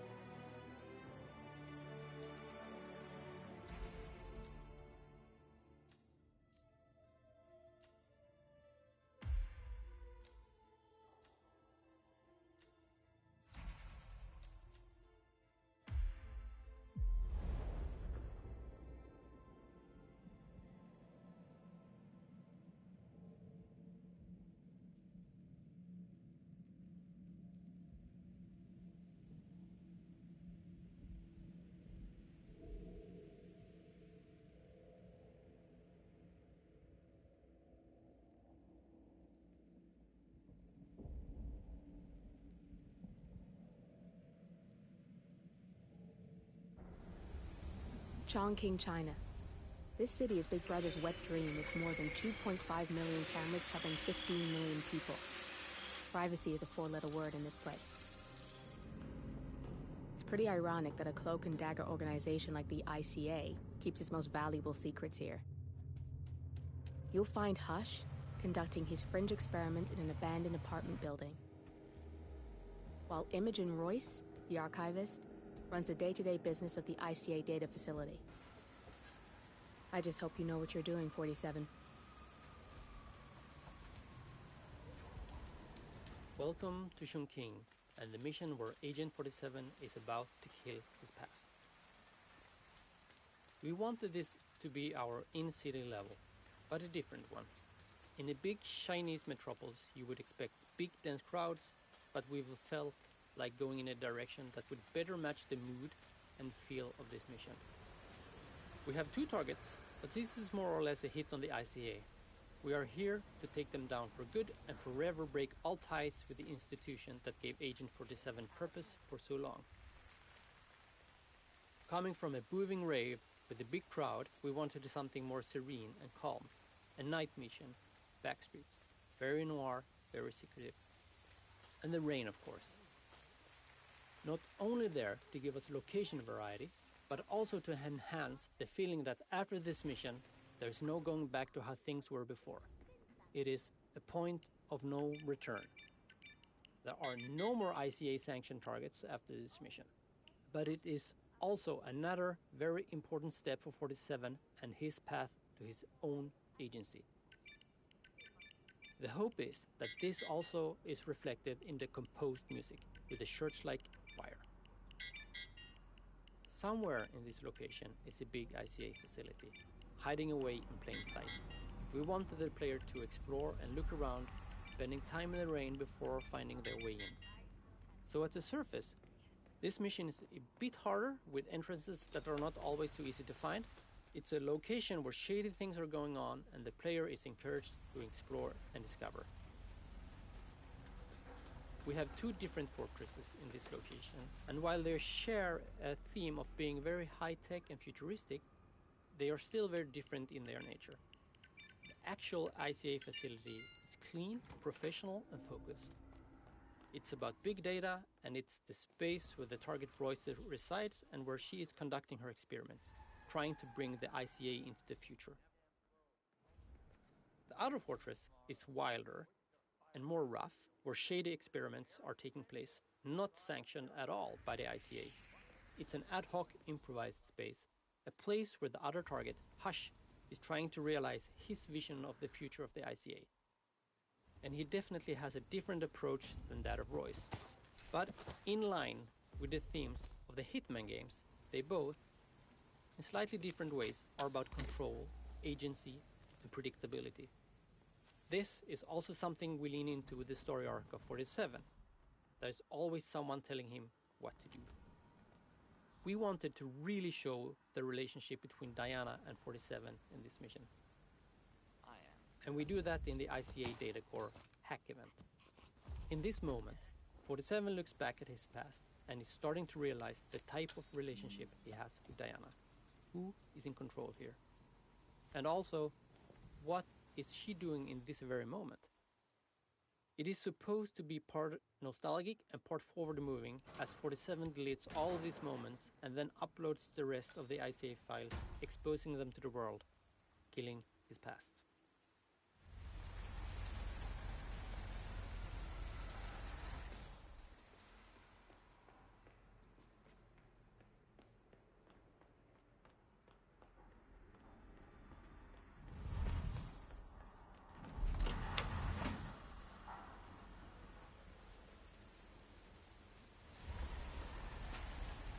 June's not coming in?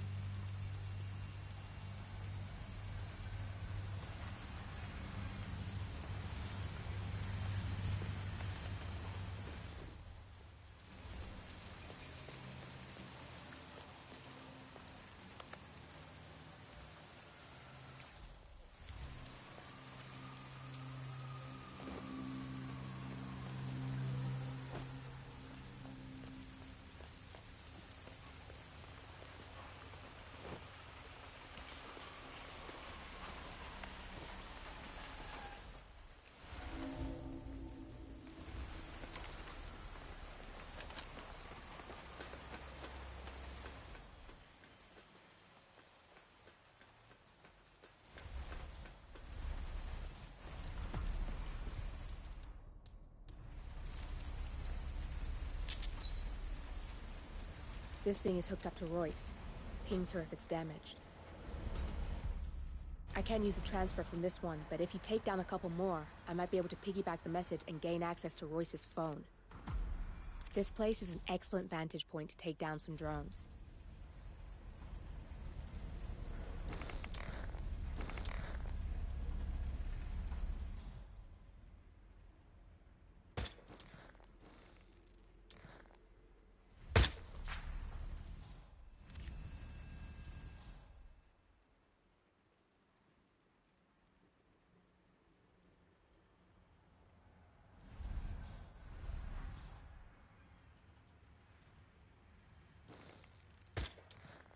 I'm in. I just need to lock down the random sequence. Give me a second. Damn! Nilly had it. I need you to shoot more drones, and I'll lock the link.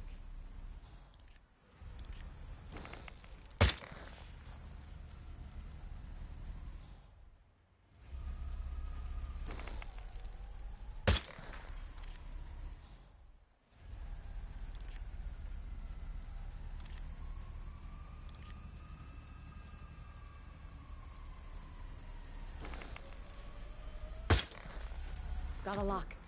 We can now listen in on Royce's phone calls.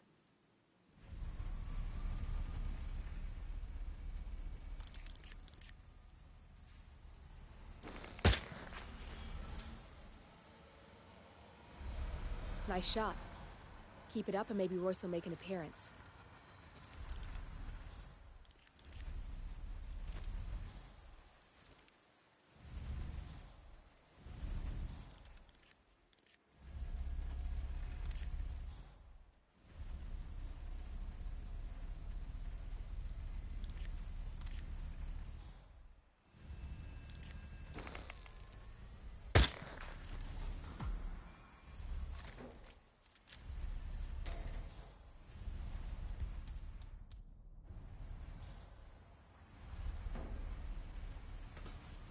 We may get more than we bargained for if you take care of those drones near Hush.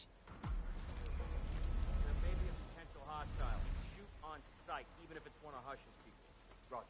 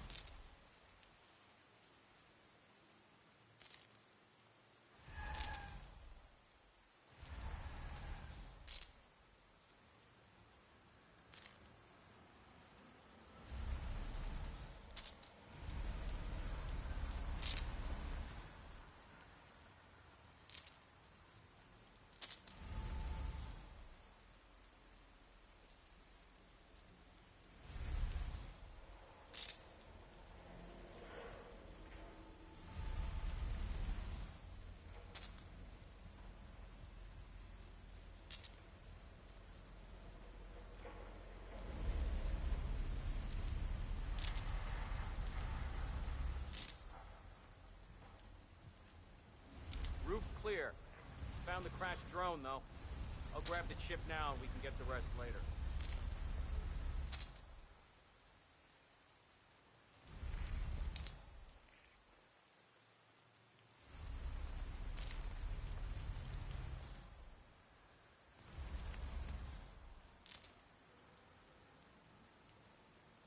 I'm coming down now.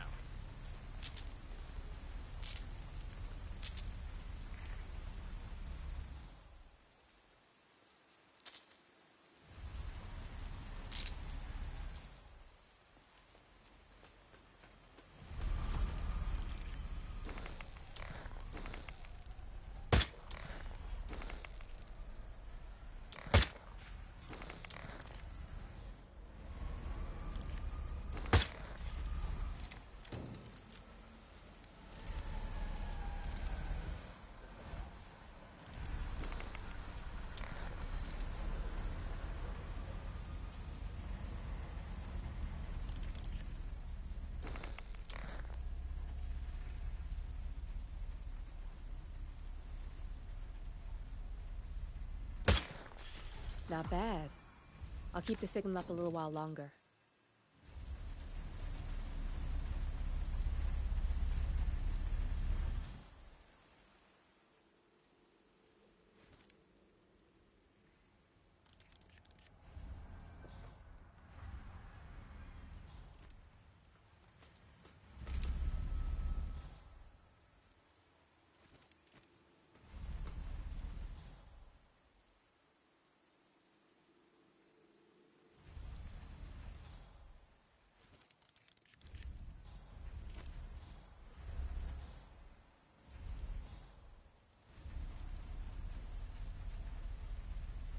Well done. You've got 2 pissed-off targets on their way to meet in the Lotus Passage. Sounds like a lethal cocktail, especially with you in the mix. Royce is just about to confront Hush in person. We want to hear this, 47. I've managed to get a hot mic hack on her phone. Enjoy the show.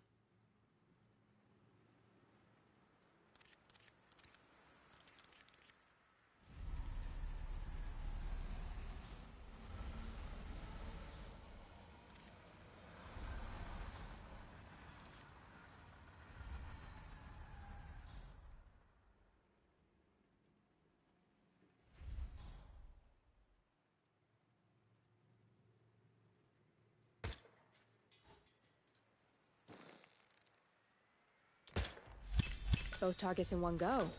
You are good. My turn. Just give me a second, and I'm in. You can now access the core, 47.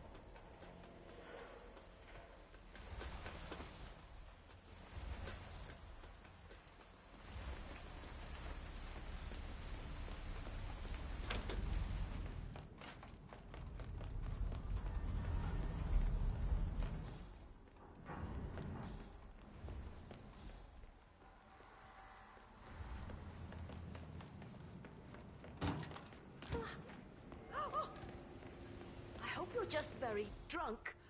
Please.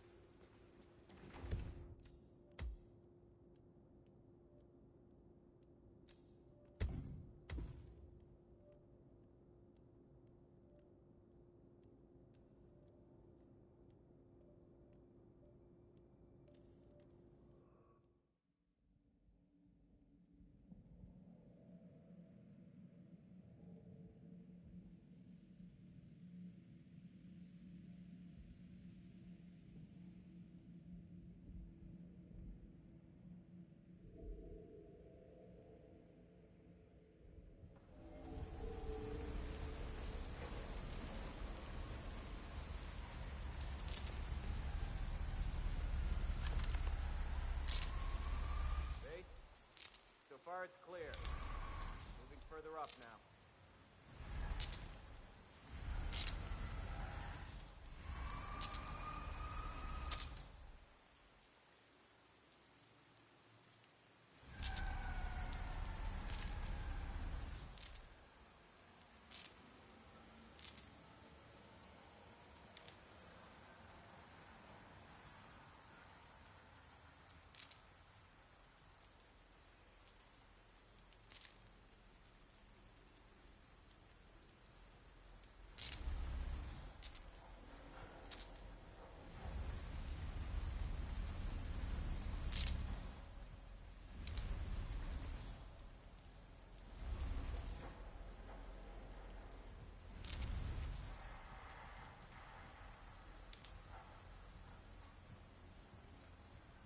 Roof clear. Found the crashed drone, though. I'll grab the chip now and we can get the rest later.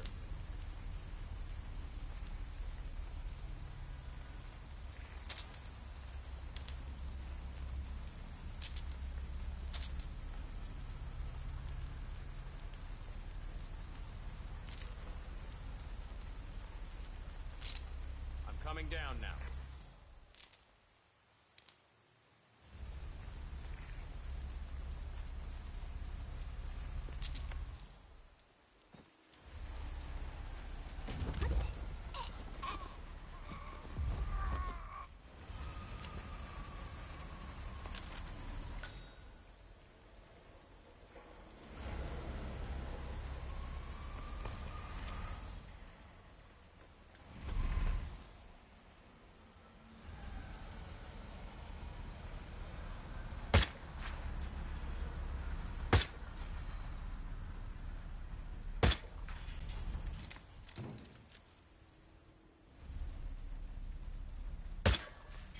Not bad.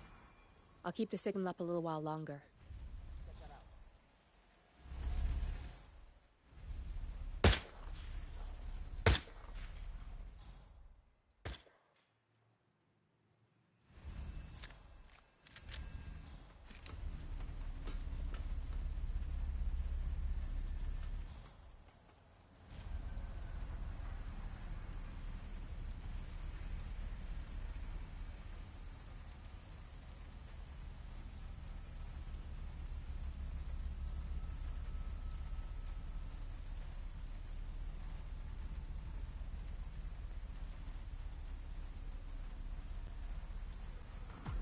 Well done. You've got 2 pissed-off targets on their way to meet in the Lotus Passage. Sounds like a lethal cocktail, especially with you in the mix. Royce is just about to confront Hush in person. We want to hear this, 47. I've managed to get a hot mic hack on her phone. Enjoy the show.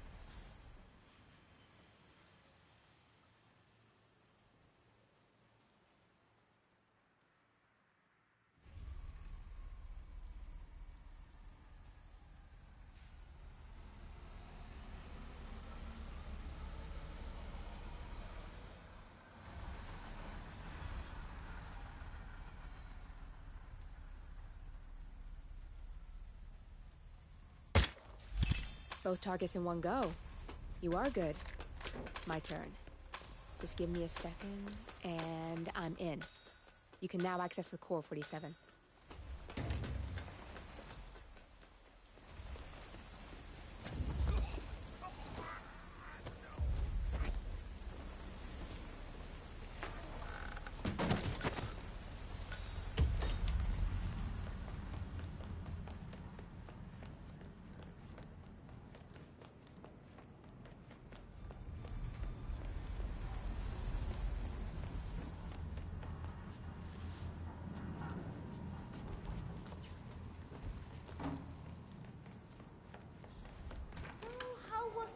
Hi.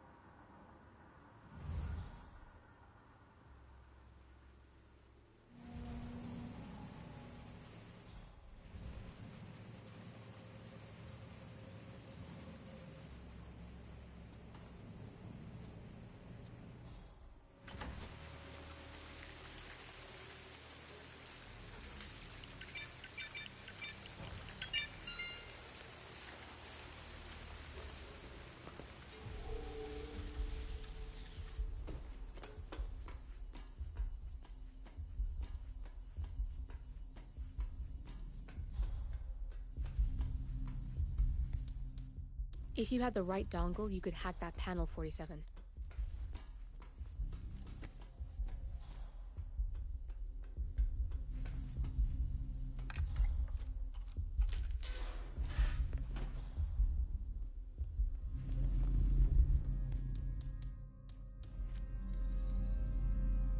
Security protocol overruled.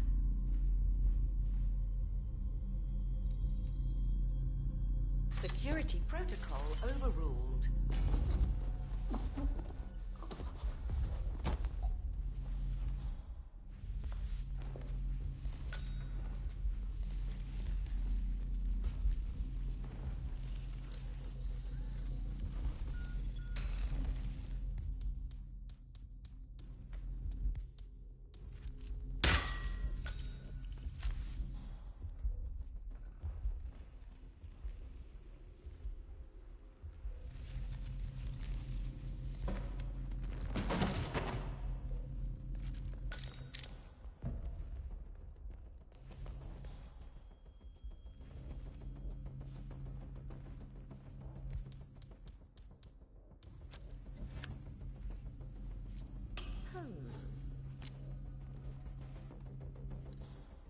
man. We have some weird noises. I'll have a look around.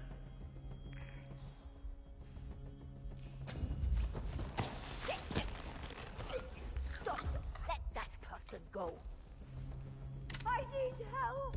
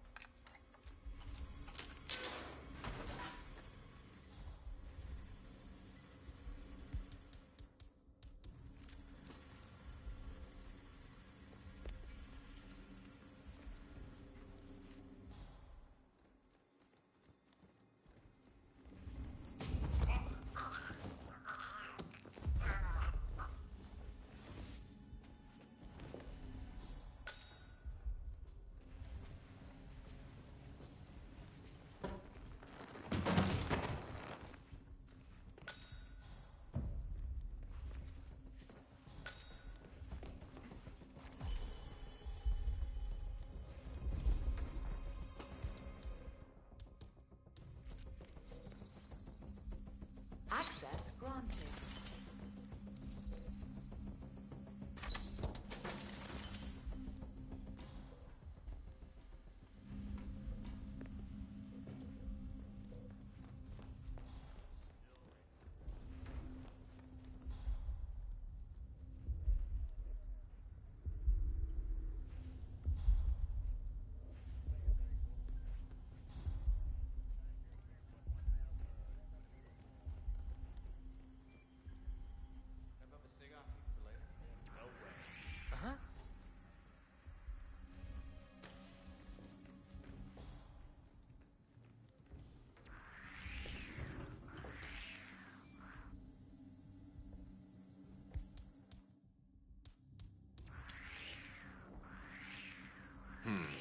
Sir! Sir! You shouldn't be here! Anywhere near here! Don't do it!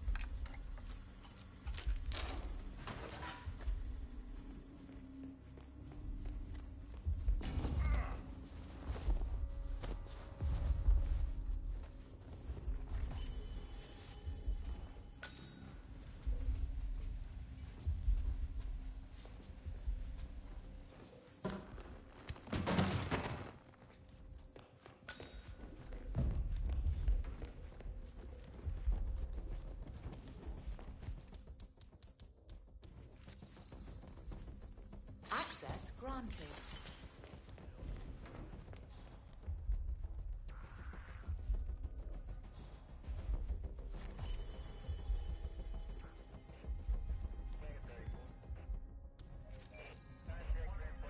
Security protocol overruled.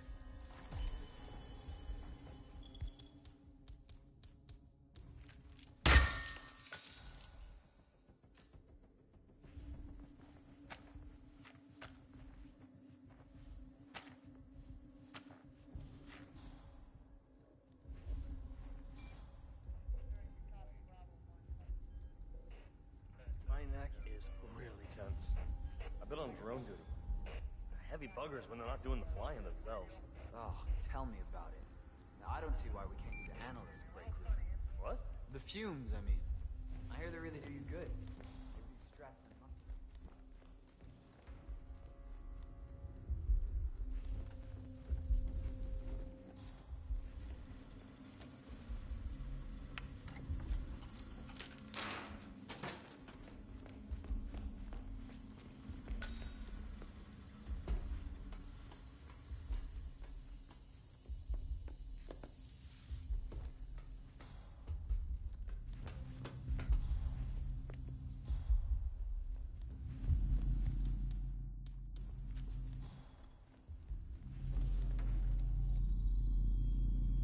Access granted. Security protocol overruled.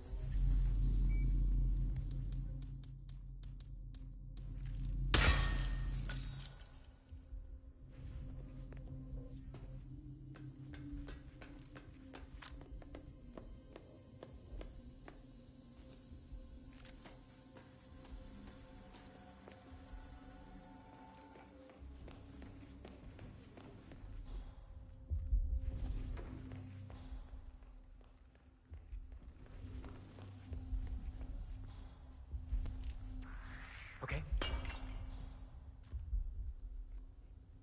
Actually, I'm not so hung up on the analysts having to break through themselves. They probably need it more than us anyway. Things have been so tense around here. Oh, no, you don't!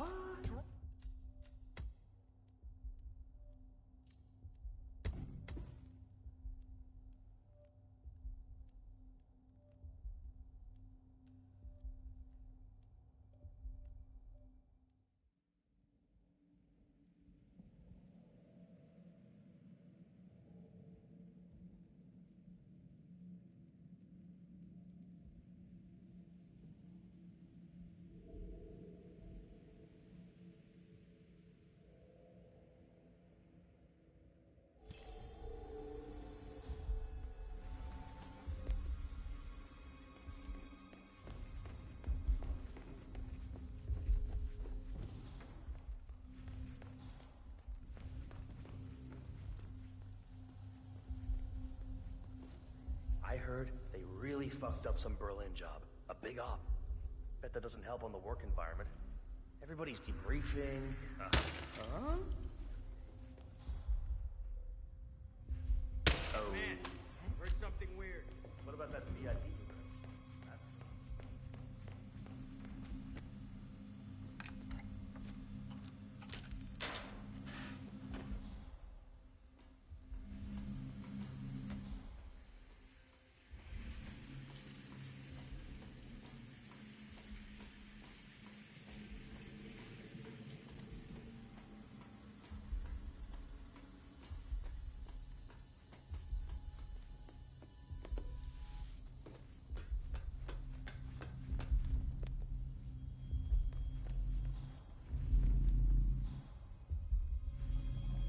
Do you have to breathe so loudly through your goddamn mouth? Do you need some saline spray or something? What's crawled up your ass? You just relax.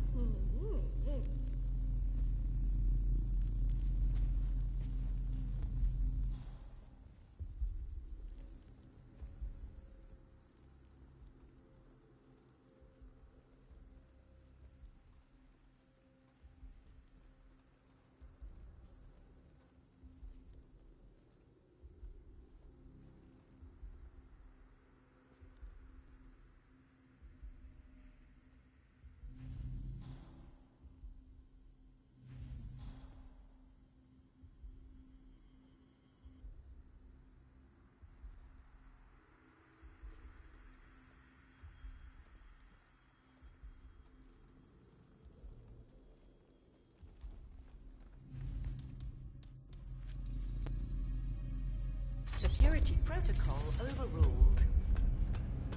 Good. You're alone. I'm sitting in the room and dimming the windows for a second. No need to worry about intruders.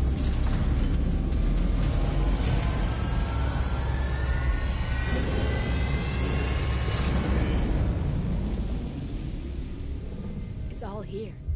Clients, operatives, every hit the ICA ever sanctioned. Enough to shut them down for good. But first you need to locate all files referencing Diana and yourself.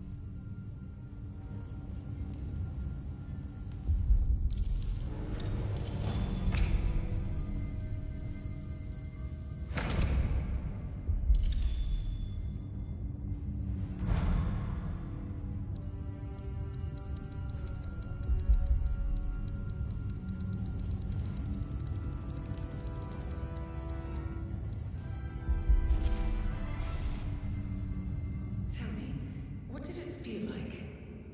Taking lives? Random. Disorder. Well, we are here. Basic training starts in 600 hours. I should leave you to prepare.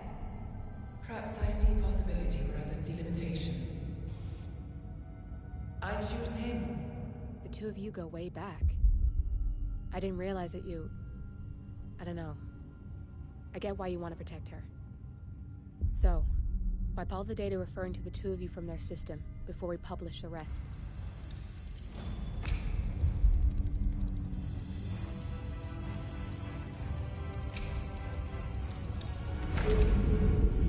Okay, good.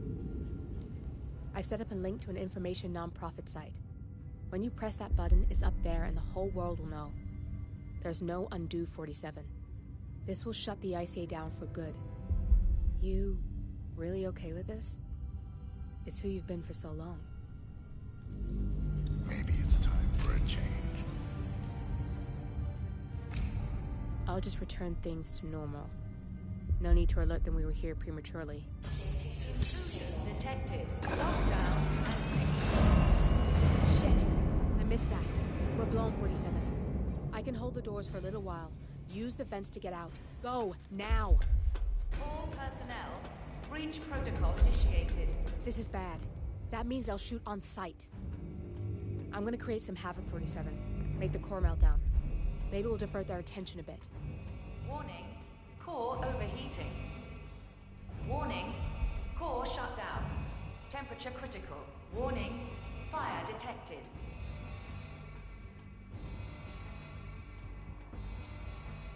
Man, you got nothing. Standing by. All personnel, breach protocol initiated.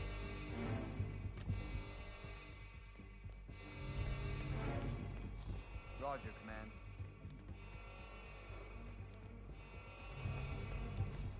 Warning, core overheating.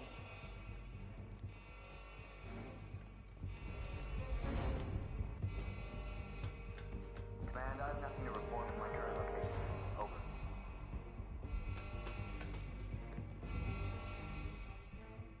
Warning, fire detected. Anybody copy? No sign of any pup. Moving on.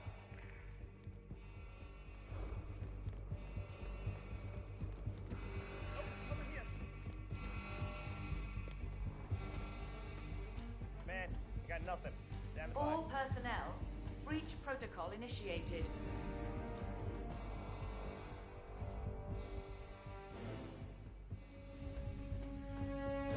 Man, nothing in my position. Over.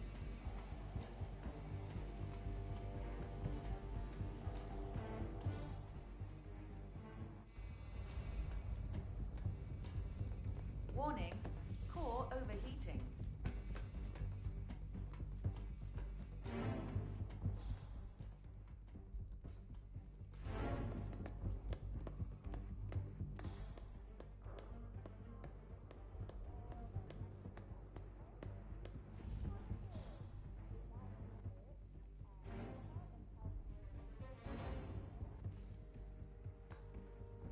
Warning, fire.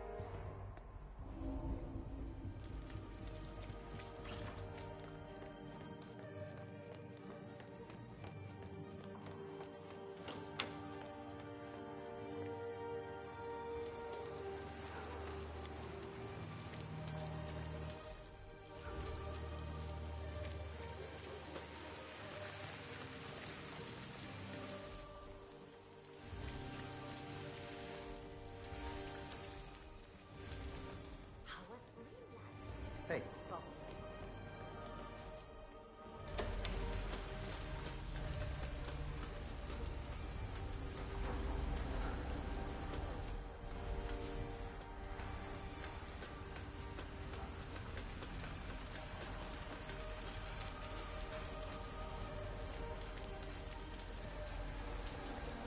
Hope you're well.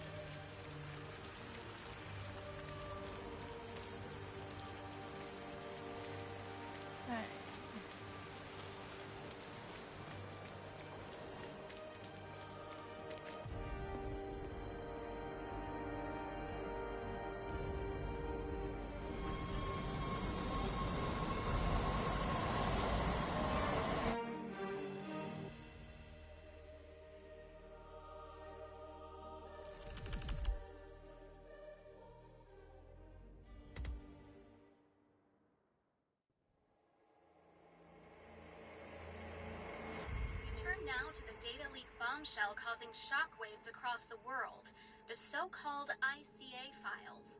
The disclosure of You win.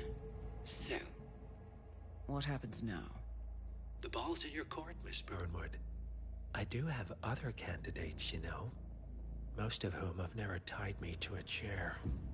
you've seen the news. That was 47 acting on his own.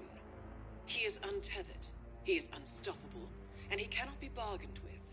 He will find you, Mr. Edwards, and I'm the only chance you've got. I'm listening. 47 has one weakness. Me.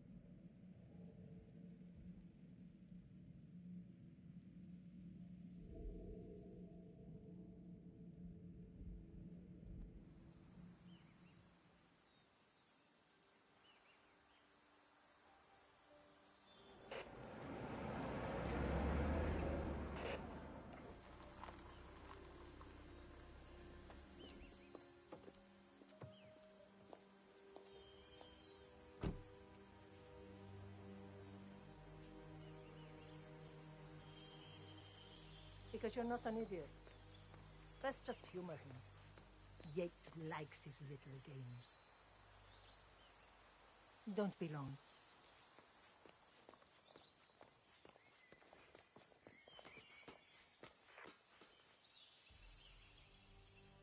You got my message. You'd never get caught on camera. Not unless you wanted to be seen. So what's the play? You're not the only one who's been busy, 47. I'm this close to becoming the next constant. I'll be able to dismantle Providence from the inside. Only one man stands in my way. Don Yates. That weasel was the partner's legal counsel for years. He's the top candidate, but remove him from the playing field. It won't work. If Edward suspects... I will convince him you acted alone. Retaliation for Grey. Trust me, I know what I'm doing. The Herald, Tamara Vidal. She has eyes everywhere, and they're all fixed on you. The plan won't work unless we take her out. She never leaves my side for long. Whatever your plan is, I'll help you if I can. You're sure about this? As sure as I'll ever be.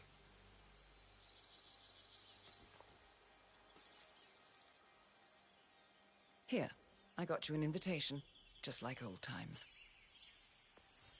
Come find me when it's done. Good luck, 47.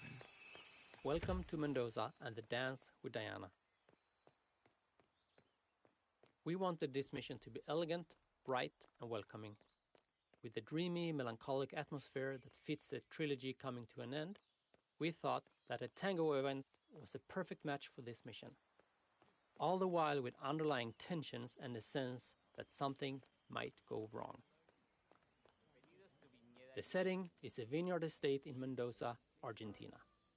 As a location, it does not have much in common with the vintage here in Blood Money, but it is nevertheless a small throwback to that mission.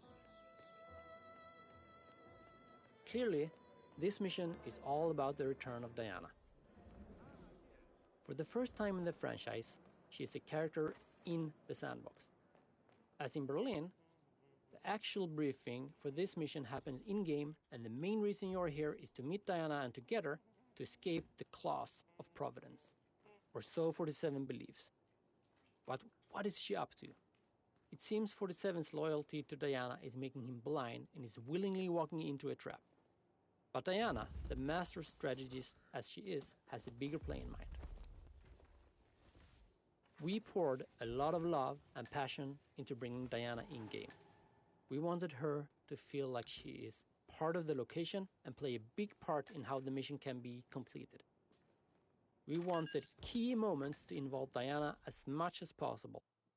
Since our AI system don't allow Agent 47 to have allies in-game, we had to do a lot of manual labor and scripting to make it all work. And we believe it was worth the effort.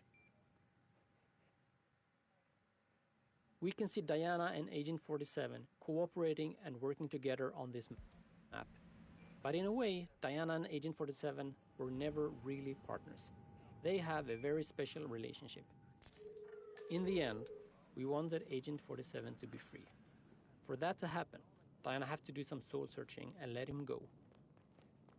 But she also has a goal and a mission. No one is untouchable.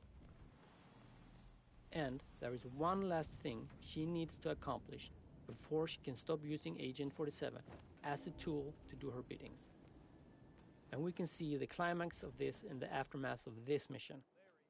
And then, finally, when 47 is free, what will he choose to do?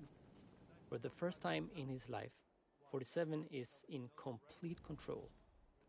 Is there a world where Diana and Agent 47 can be true partners? That is up to 47 to decide.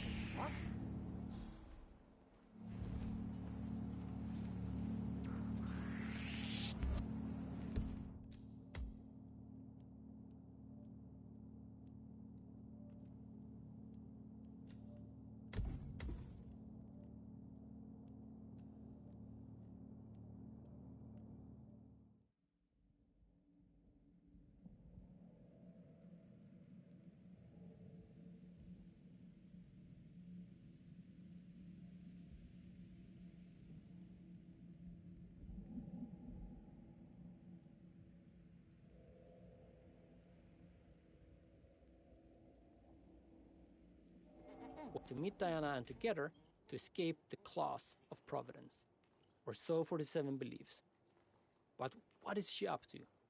It seems 47's loyalty to Diana is making him blind and is willingly walking into a trap. But Diana, the master strategist as she is, has a bigger play in mind. We poured a lot of love and passion into bringing Diana in-game. We wanted her to feel like she is part of the location and play a big part in how the mission can be completed. We wanted key moments to involve Diana as much as possible. Since our AI system don't allow Agent 47 to have allies in-game, we had to do a lot of manual labor and scripting to make it all work. And we believe it was worth the effort. We can see Diana and Agent 47 cooperating and working together on this map. But in a way, Diana and Agent 47 were never really partners. They have a very special relationship. In the end, we wanted Agent 47 to be free. For that to happen, Diana have to do some soul searching and let him go. But she also has a goal and a mission. No one is untouchable. And there is one last thing she needs to accomplish before she can stop using Agent 47 as a tool to do her biddings. And we can see the climax of this in the aftermath of this mission. And then, finally, when 47 is free, what will he choose to do? For the first time in his life, 47 is in complete control. Is there a world where Diana and Agent 47 can be true partners? That is up to 47 to decide.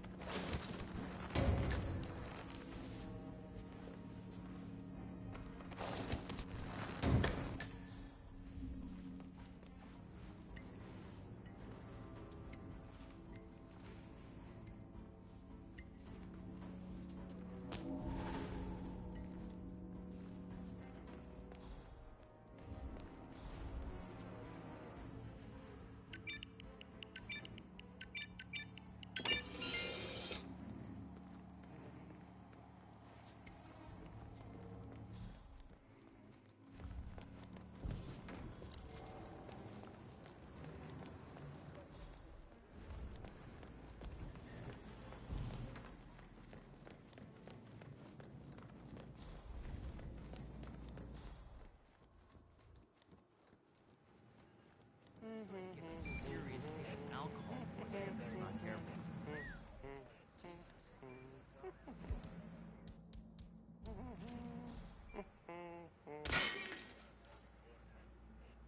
Command, find out what that was. Come in, command. Acknowledged. Someone's causing trouble. Hey, you.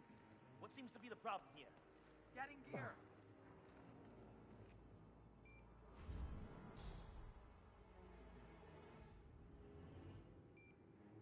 Anybody copy? No sign of any pup. Moving on. Clear. The perpetrator's nearby. What?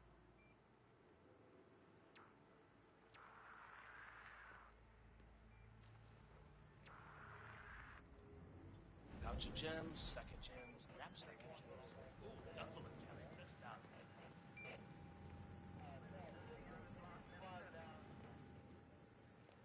Uh-huh.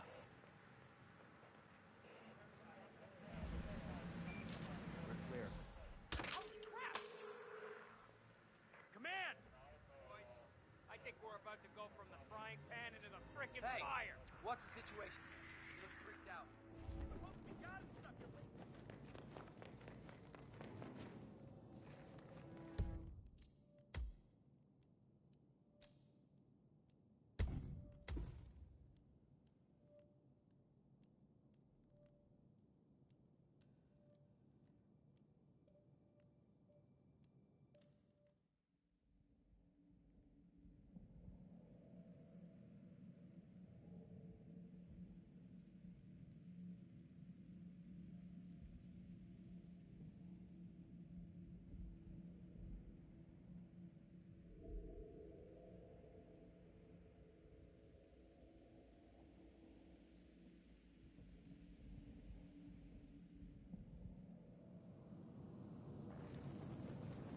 it's not. And yet, I find myself in these situations all the time.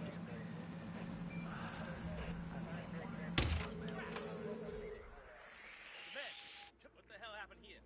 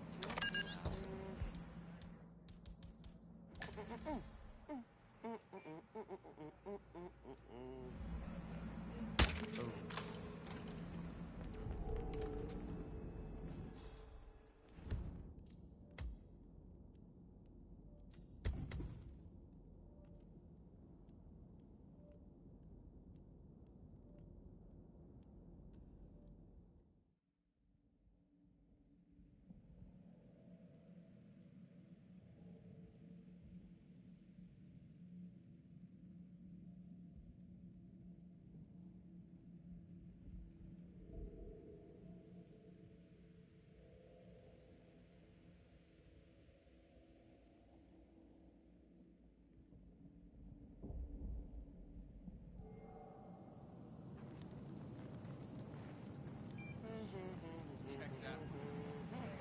Freaking like a fish. Oh. At least he's having a good time. Hmm? What in the... Command, I just heard something. I don't know. I'm gonna go check it out. Ah, come on. Well, it's not like I haven't been here, but wow. Hello, Trooper. There's some sloppy wiring.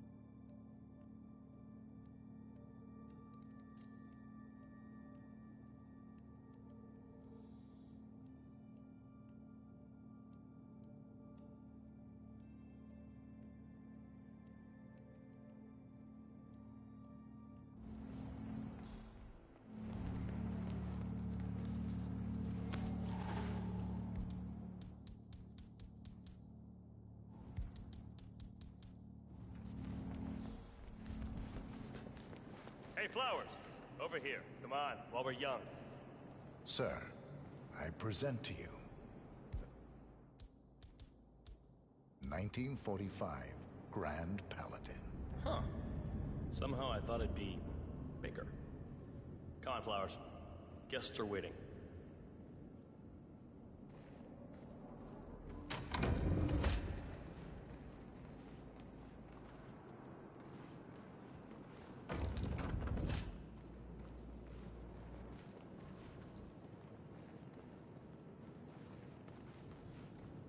Go on, get yourself patted down. We're still on alert from all those big shot CEOs getting offed. You wanna pass? I check your pockets. That's not up for discussion. Hey, yo, there's no need to flex. You ain't gotta impress me.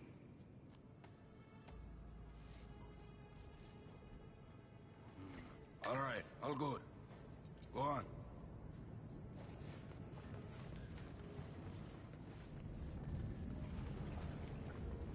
So here's the deal, Flowers.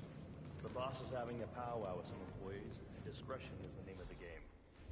I'm sure you figured that out already, you being a scholar and all. Don't discuss, disclose, or hell even contemplate what goes down.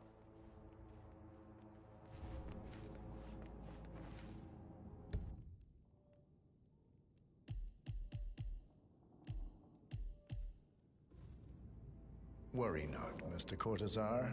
I'm the very soul of discretion.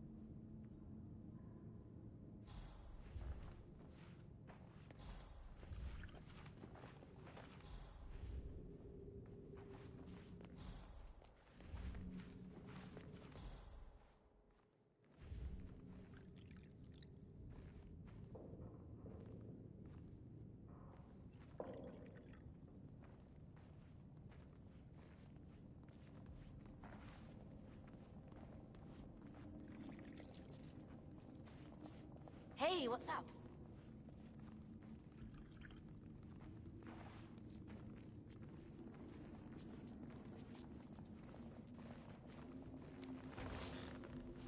Ah, ladies and gentlemen, Mr. Flowers, our resident sommelier. I believe he has brought us something quite special. Perhaps you will educate us, Mr. Flowers.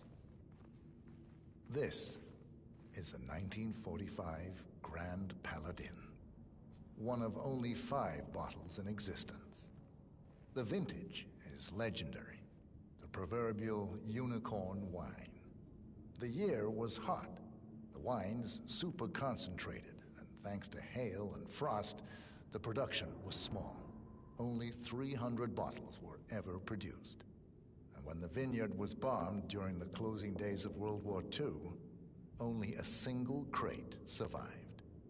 It is said to have amazingly complex aromas with long, savory layers of fruit and spice flavors, and a silky texture. Enjoy. Wonderful. Thank you, Mr. Flowers. Feel free to stick around in case our guests have questions. This wine was gifted to me by the Ark Society in acknowledgement of my firm's legal services. It stands as a powerful reminder that Providence draws its strength not from force, but from partnership. We are but a few, and yet together we are unstoppable because we stand united. My friends, loyalty is everything, which is why we cannot allow traitors into our ranks. Ah, yes. Here it comes. This woman has waged bloody war on us. More than a dozen heralds and operatives dead. Your colleagues and clients, my friend, Ken Morgan.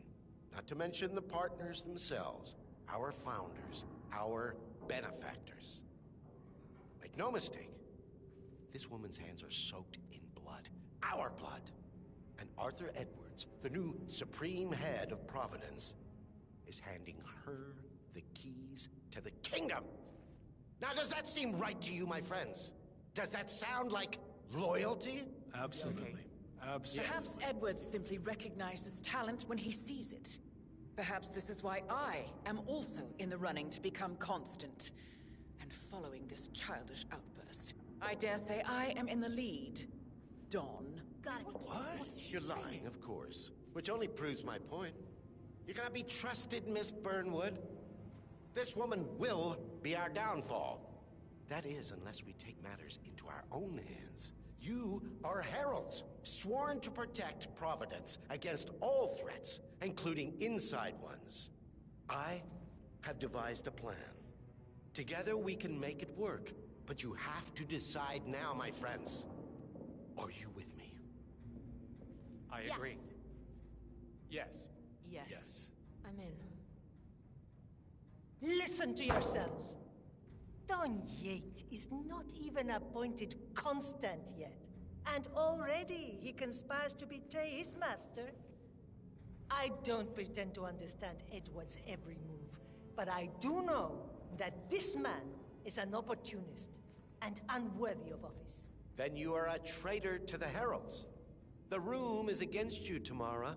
Stand down now or share her fate. Edwards will hear about this. I think not. I am sorry, but you brought this on yourself. Mr. Cortazar?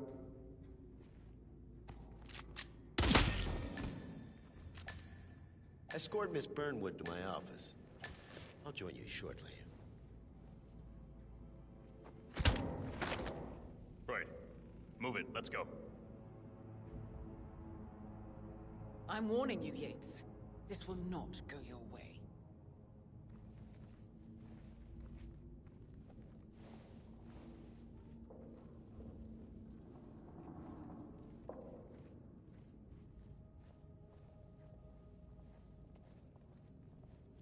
We need to get our story straight. Diana Burnwood died today by the hand of her rogue Agent 47.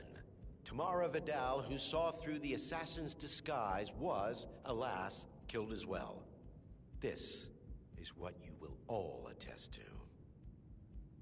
I agree. Yes. Yes.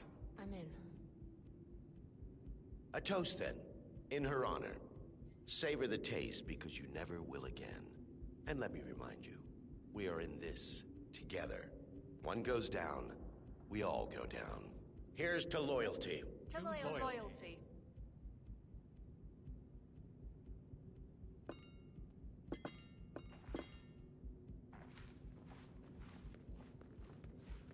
Remember?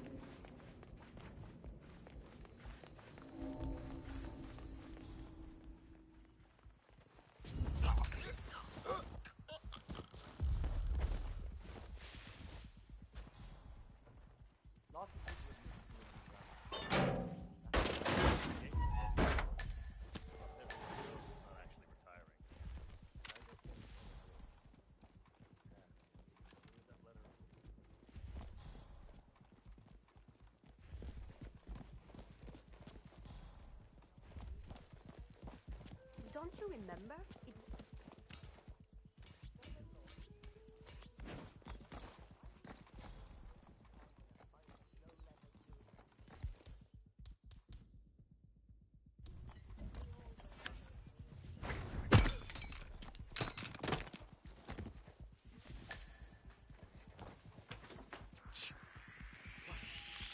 Hey, you! Yeah, you! Hey! I'm... Shit.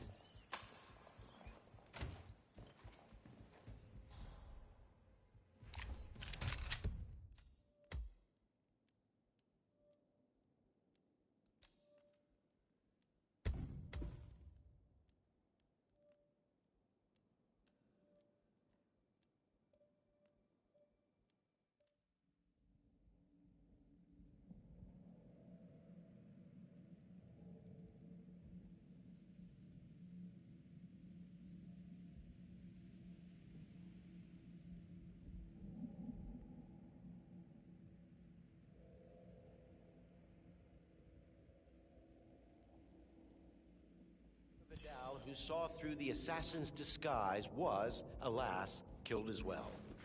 This is Remember, what Flowers. all attest. You never saw a thing.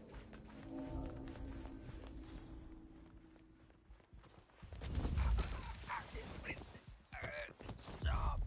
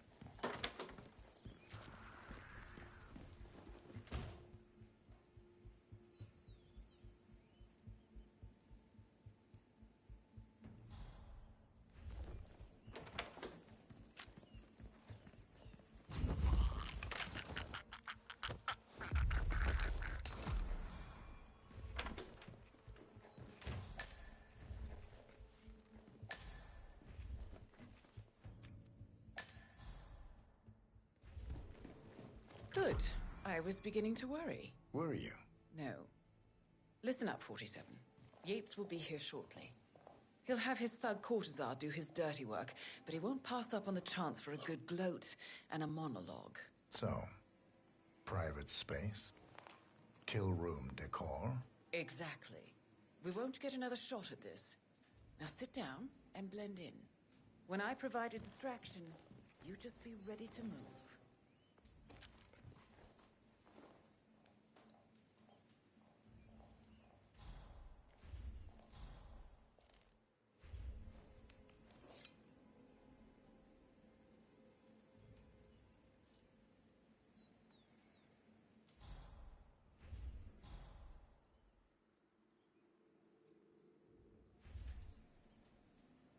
Corvo, pick up your damn phone. Plan B is a go. I repeat, Plan B is a go. Start prepping a crime scene, like we discussed. Remote, staged accident. Oh, and Corvo, make it for 2. Just improvise.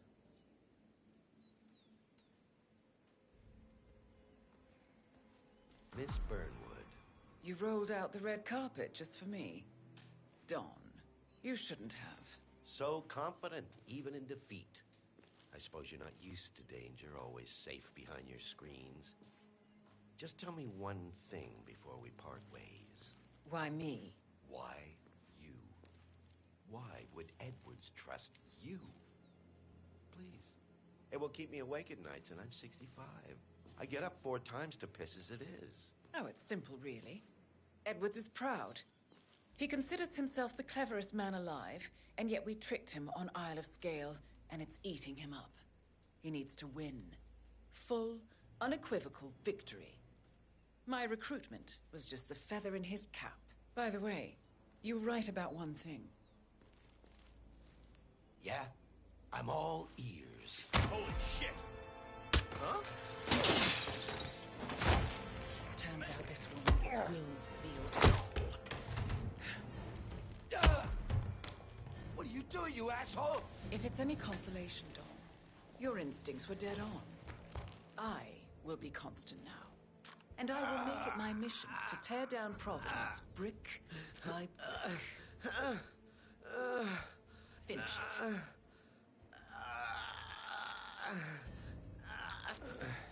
Such a good boy.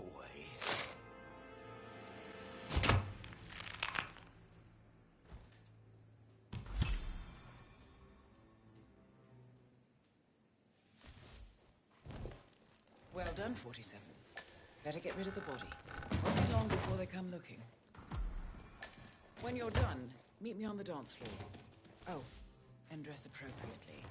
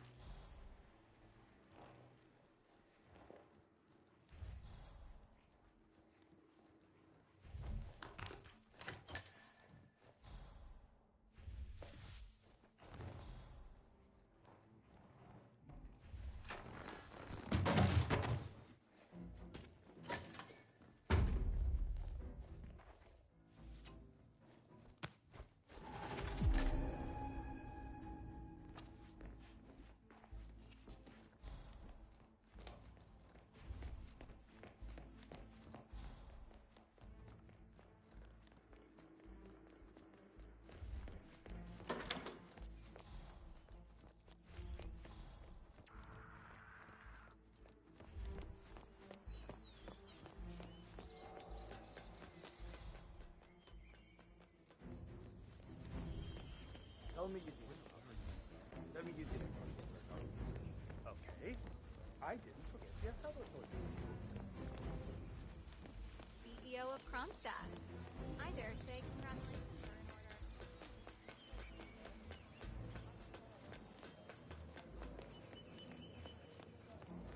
47.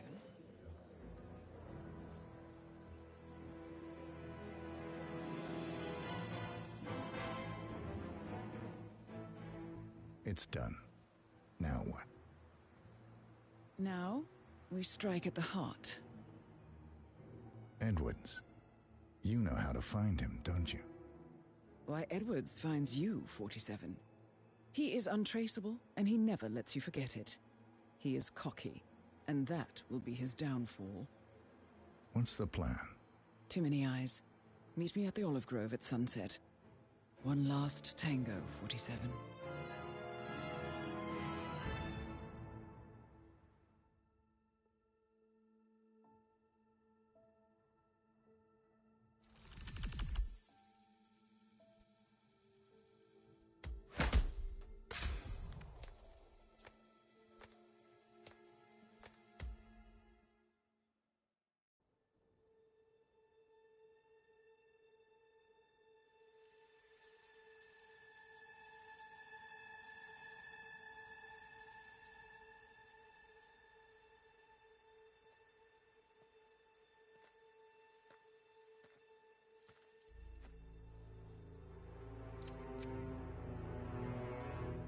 How did you know? Your deal. That kind of power always comes with a price. What's yours? I think you know.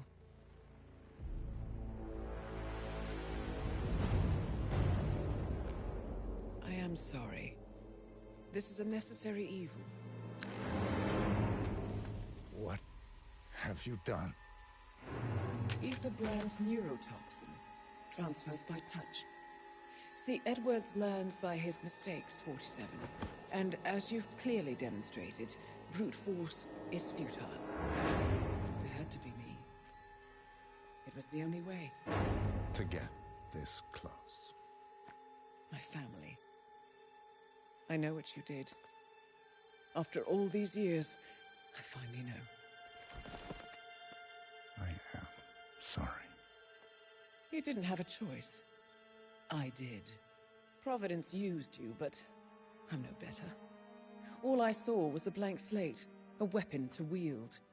I told myself it was what you needed, but people aren't meant to be controlled.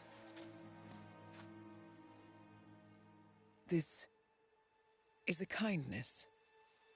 Goodbye, Agent.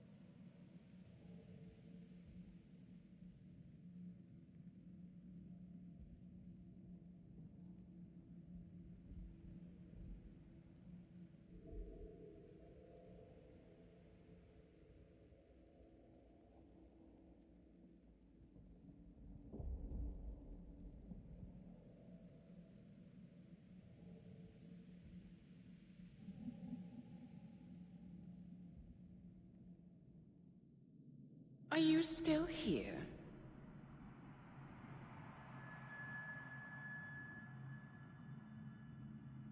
Still clinging on to your self-image? Agent 47, the apex predator.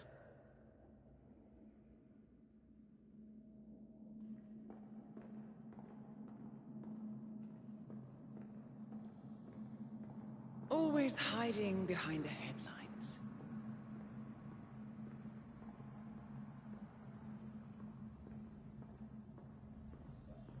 Was perfection its own justification? Or a willful distraction? A wall built contract by contract to shield you from the uncomfortable truth.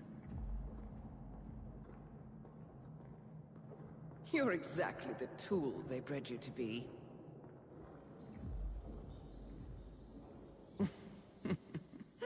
Quite a piece of work you are. How could you possibly function on your own? You never even had a name. Until I gave you one. That's him. Burnwood never ceases to surprise me. You really are a most singular individual. And to think, she wanted me to put you down. Lucky for you, I never throw away anything useful. Prepare the serum. Forgetting's not so bad. You've done it before. What's he doing? Is he still looking at us? I'm afraid so. Poor Sap just won't accept his days are done. Perhaps I should take him out to the woods and set him free. Oh, it's a classic. He was a loyal tool. But everything goes the way of the horse and cart eventually. I couldn't agree more. Are you done? The toxins are playing into your fears. Don't let them. Come on. Gotta get your head straight.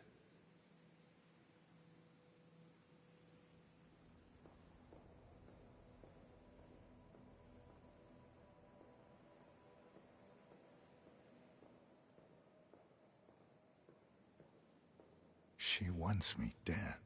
She has every right to after what we did. But that's not what is really going on. She chose power. In the end, she was just like them. No.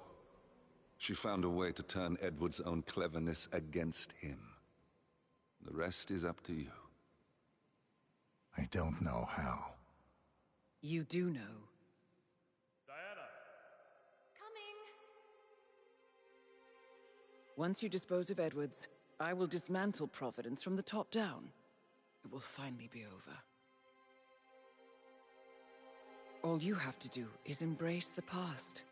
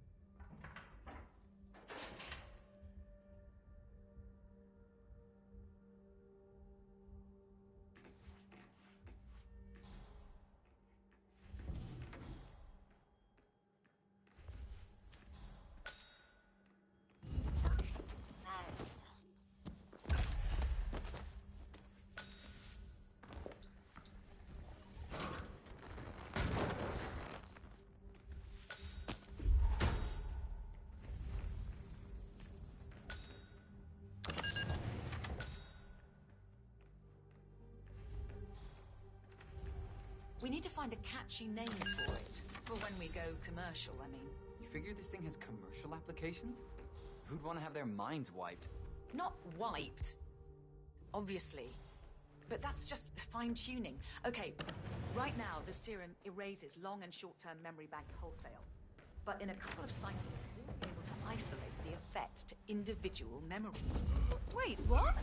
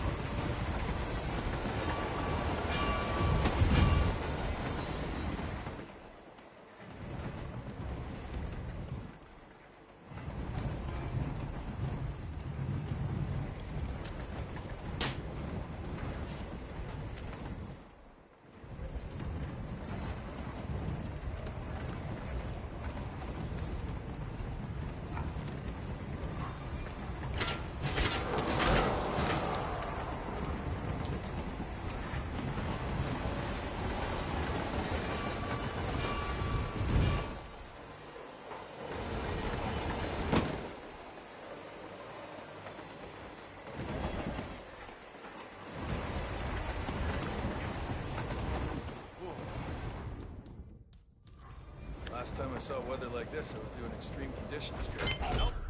Sir, that is not the human touch. Okay! I'm done! Right now!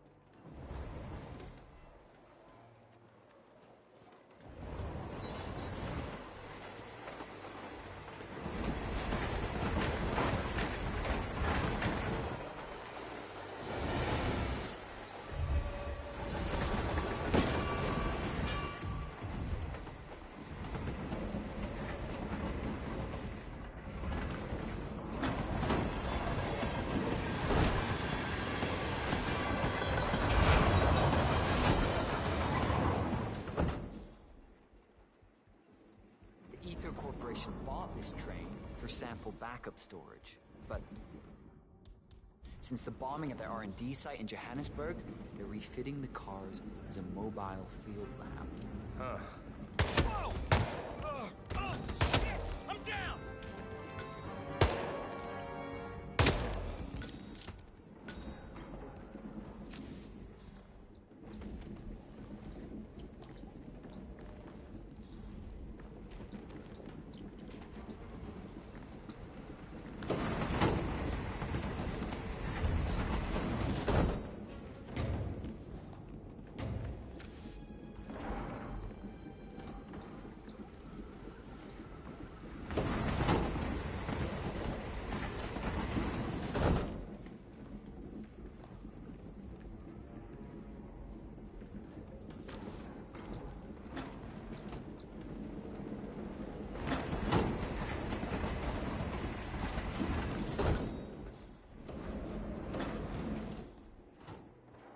Why do you have your gun out? Stay alert!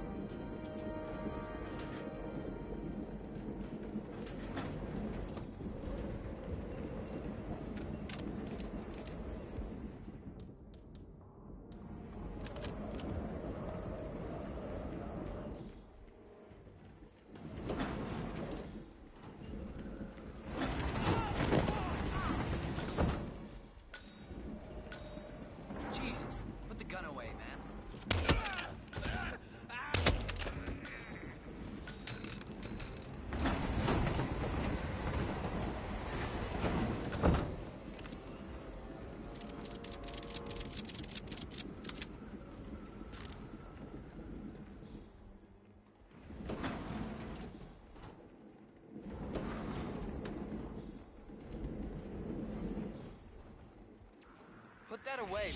Attention. No, him down. Yes, you damn 5x5.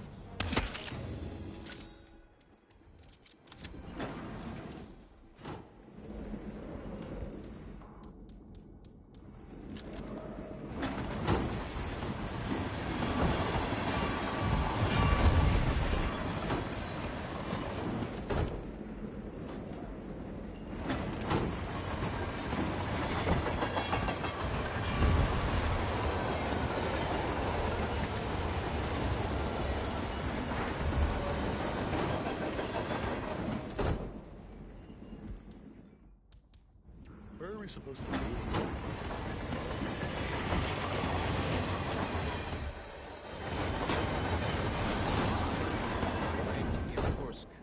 Isn't that risky?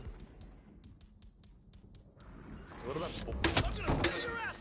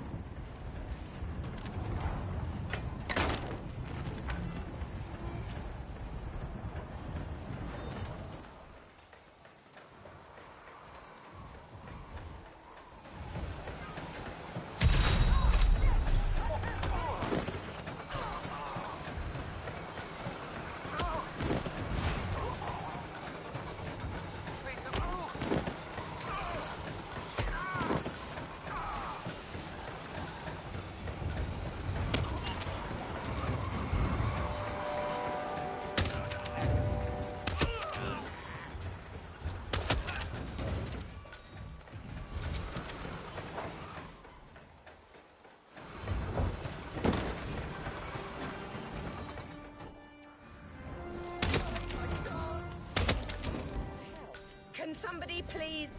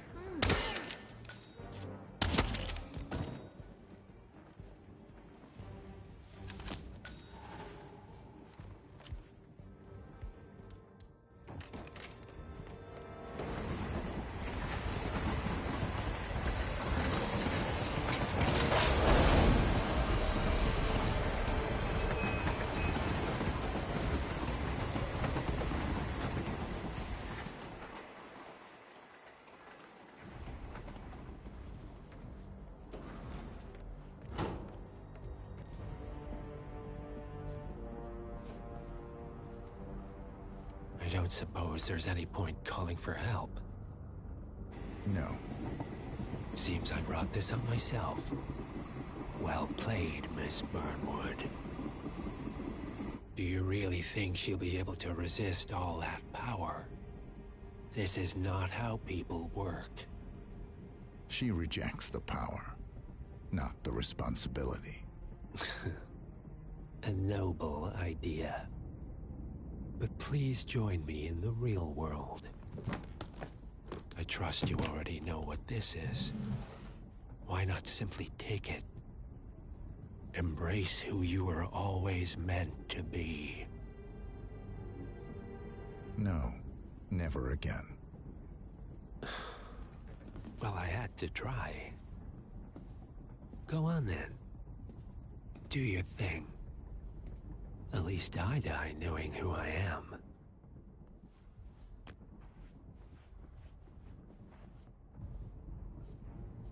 What are you doing? No! No! This is what it means to lose everything. You're making a mistake. It's mine to make. Oh. Forgive me. I seem to have, What were we talking about? Don't worry. We were done.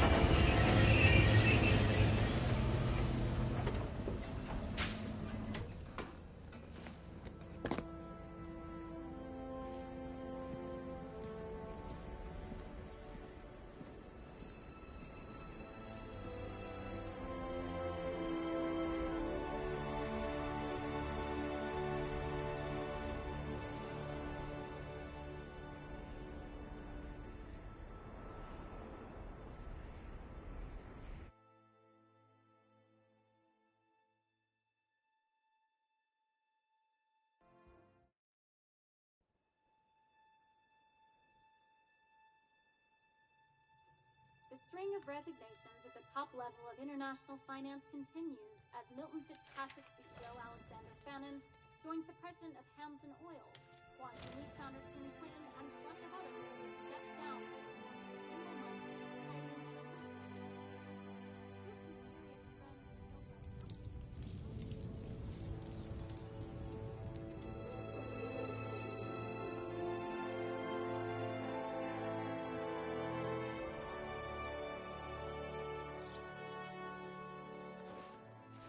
It's been a long time, Agent 47. That's not who I am anymore. The pact is done. The past, dead.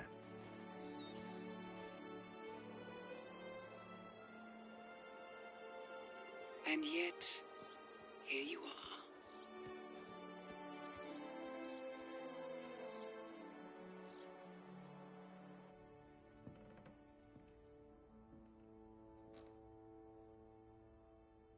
I choose this path because I can. There will always be people like them. So there will always be people like us. No one is untouchable. It's good to be back.